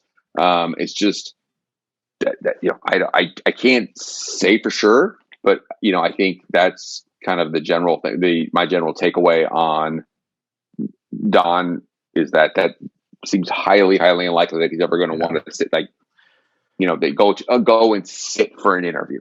I'm not saying like never visit or like whatever. Right. Like, I mean, it's not like he's like a hermit or something, but I like to sort of be like, sit in this chair and answer questions for half an hour or an hour. I think that's asking for something that's not going to be comfortable. That's my feeling on that. And it's, it's no offense to anybody. Like, I don't think it's not, you could be like, have Oprah there and it's not going to be comfortable. Right? I've been told that's just who Don is, and Don doesn't like to talk. And I completely respect that. I have my own selfish desires. I can tell you that's he talked to me for both of my books. I mean, we talked for Van Halen Rising. He's fine. He for a book, he helped immensely with the Templeman book. I mean, I talked to him very frequently in terms of like, just like helping me kind of, he wanted to help with the book. He's like, oh, of course, Ted's doing a book. I want to help with the book. And like, he would like help me flesh things out. He supplied pictures for the book. So it was never, never like, he's like, I don't want to talk. It's just like, he doesn't want to sit in the chair probably and have a camera on him. Does Don, it's totally different. Does Don realize what significance or how significant he is or he was to music? Does he realize? Yeah, I think he does. I mean, I think he gives, a tremendous amount of credit to he gives all credit to the artist. I mean, like, he's like, I'm the guy who got the sound. I think, Don is not an egotistical person. So he's never going to be like, well, I have this many gold records. I mean, it's like, I can't even, like, ludicrous to even think of like someone, like, even like imagining him, like even like hinting like something like that. But I think he recognizes that he made some good albums, that he recorded some good stuff, like, from Captain Beefheart to the Doobie Brothers to Little Feat to all the Van Halen stuff to Carly Simon. I mean, all the stuff he did. I mean, he did, Arlo Guthrie. He recorded Neil Young. He recorded the Everly Brothers. He worked on the Third Doors record. Things that people don't even know he did. So I think he's very proud of his discography. But on the other hand, he's going to tell you that, I just did my job. I went in and I was, it's like, I just did my job. He's not going to, there are other engineer/producers who are more interested in making themselves the center to the story, right? It's just not, that's not his thing. I mean, it's just not his, I would email him and say, this is amazing. And he'll say, thank you. But it's not like he's like, well, of course it's amazing. I just want him to realize that of how special he is, because he helped change the world. I think on some level, he understands the importance of what he did. I mean, there were like a whole host of gold and platinum records that he did on the 70s and 80s, even putting aside Van Halen, as we've already kind of touched on. Yeah. So, did he take Ed's death pretty hard? I don't know what the relationship was like, but yeah, I mean, I think, again, I don't want to speak for him, but I talked to him fairly soon after that happened, pretty soon after that happened. And, I don't know Don super well, like face to face and stuff like that. But yes, I would tell you that he took it. He and Ed had been in communication, like texting and whatever, talking on the phone, and like over that, there had been that relationship was fine. I mean, I think that relationship was always fine on some level. I don't think it was ever like, as far as I know, like it never like, again, I don't want to speak out of school here, but I never got the impression that Don is the type of guy who's going to like hold a massive grudge against somebody. It just didn't seem like that was in the thing. So it's like, okay, sure. Yeah, I got a different direction. I think there was, I understand what you're saying. I think, but yes, there was definitely, he and Ed had been in community. He and Ed and Ted had all been to some one degree or another talking to Ed. Oh, great. In the years leading up to the last few years. Again, there may have been years where they hadn't talked at all. I don't know, but I can just tell you in the year or two or so, whatever, before he passed, 2 or 3, I know that there had been like text messages and hello and stuff like that. Like, I'm not privy to what went on, but I knew that they were like, Ted would say, oh, hey, I texted with Ed the other day or something, whatever that means. It was like for a 77-year-old man to say, I texted with Ed, like whatever that means. Like they sent like, a meme to each other, or they said hello, or I don't know, but there was definitely, were there emojis? A level of it's like that's the historic. So we need to find out what emojis those guys use. But it was. I'm glad for all those guys. I think I had mentioned publicly after Ed died that Templeman had seen Eddie. Some months. I mean, it was probably close to a year before he died that Eddie came and visited him, and they sat and they talked, and they hadn't sat and talked like that. I don't know exactly when, but a long time. I mean, probably since the 90s. And so that gave Ted a lot of like closure in some sort of way that just sort of happened sort of spontaneously, where like, it's like, hey, I want to come see you. Okay, come see me. And they got together and sat together and talked. And I told the story about that when Ed walked into Ted's condo in LA, Ed had this eyes on this old Fender guitar that Ted's had since his Harper's Bazaar days. It's like a Fender Jaguar or something like that. And he was like, what's with the guitar? He's like, oh, and Ted's like, I got to get the Guitar Center to get set up. It's like, it's just way out of tune and I can't tune it. And he's like, got a Phillips head screwdriver. I mean, that's right. And like, he set it up for Ted. And like, that was very moving to me. And Ted was very moved by that. Like, it's sort of like, it was just sort of a thing a friend would do. He was like, here, he's like, here, I fixed it. It's like, it was a really nice thing. I was just like, I think it was probably something like he couldn't stand to see the guitar not like playable. So he was like, give me a screwdriver. You have like a, I don't remember what else. It was like a screwdriver, and maybe like do you have a Swiss Army knife or something like that? It was like what, like those things, like whatever, like Ted had like like a spoon and like a knife and like a screwdriver, and he fixed the guitar. I think that's what bummed me out about those dark years was that he was such a genuine guy, and I've heard so many stories of literally just meeting him on the street, and then he'd run back to his house and grab him something of his and give him a guitar or give him an amp, or everyone from complete strangers to Jerry Cantrell or guys that he would play golf with, it just, brothers of guys he would play golf with. And he was just such a genuine and giving human being. Yep. And, it's good to remember that stuff because he was I mean, the story I was told too was the one of the guys from Pasadena who was on the crew with them in 78, and in the club days, they used these 3 or 4 guys, including Rudy, who wasn't as roadie at this point in the 90s, used to play golf. Yeah, they used to play golf in Pasadena, and I guess they would shouldn't have constantly, when Ed was off the road, they would leave a message or two sometimes, say, hey, we're going to go play golf. Do you want to come? He never came. And then one day he showed up, one September he showed up. He was home, and he showed up, and one of the guys who was playing in the foursome was the guy that he grew up with. And they said, hey, you should congratulate him. It's Dana. His name is Dana's birthday. Oh, when's your birthday? It's tomorrow. Hey, happy birthday. Hey, you still living over there? Like, is your parents still? Yeah, whatever. I can't remember. He inherited his parents' house. Like, oh, okay. Like the next, I talked to Dana about this, and Dana said the next day, like a UPS truck or like one of those white delivery trucks showed up. Yeah, like DHL or something. Right, exactly. And he was like, watching, and like suddenly the guy gets out and he's got pulls out the metal tailgate, and he's like raising it up, and he's like, what the hell's going on? And he's like thinking, he's going, and Dana told me, he said, I thought my wife had ordered a new refrigerator. We had talked about it, and I was actually pissed off. I was like, she went ahead and bought that refrigerator and tell me. He's like, like, we're not ready for the delivery. And it was like a stack. Like the guy played guitar, right? He was a guy who grew up playing guitars with Ed. Like it was like a stack and like 3, like, I don't know, Music Man guitars. It was like the whole Eddie Van Halen starter kit, but of course, like the one that would cost like $20,000 or something like that. It's like, that was so like, So that was the type of thing, he would do. And like, that story, when I was told that, really stuck with me. It was like, it's just like, he was like, it was a surprise, right? He was like, where do you live? You still living? Okay, cool. I'll come by sometime. Like he was just like scoping it out so he could figure out the address, and probably called Rudy or something and said, is he still living over there? Okay, we got to get the address, and we're going to, send him a birthday present, which was like all these guitars and everything. So I think one of the sweetest stories was the,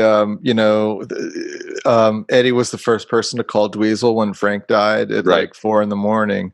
But later that day, I think it was Jimmy Page's Rock Walk at Guitar Center in Hollywood.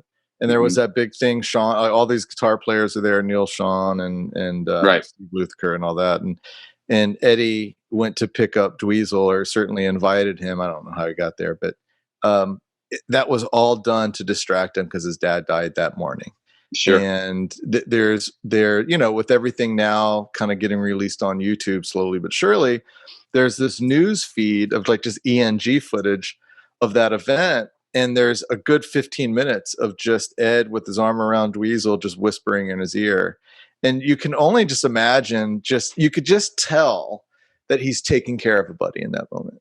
And it's just, for me, it's just sweet to see that. That's the side of Ed that, although very briefly and far away, that's the Ed that when I met him a handful of times in work, that's the Ed that I knew. And that's what I choose to remember. So great. What's next for you, by the way? Yeah, I have projects coming up. I have an idea for a book, and I've kind of gone back and forth with a couple of different ideas. COVID sort of we had the kids home for the duration of the year, so there was a lot of work stoppage around here in terms of like projects for me. Yeah, I got some little writing done here and there, did a couple of articles and things, but it's maybe a little bit something a little more out of left field for what I would maybe be expected Hagar? to. Yeah, it's not going to be. I don't think that's what it's going to be. I mean, I think. Look, I mean, I'm going to do a Van Halen book again. I mean, there's no question. And like, that's like, obviously that's something that seems logical. Right. But, that's not where I'm at in terms of that.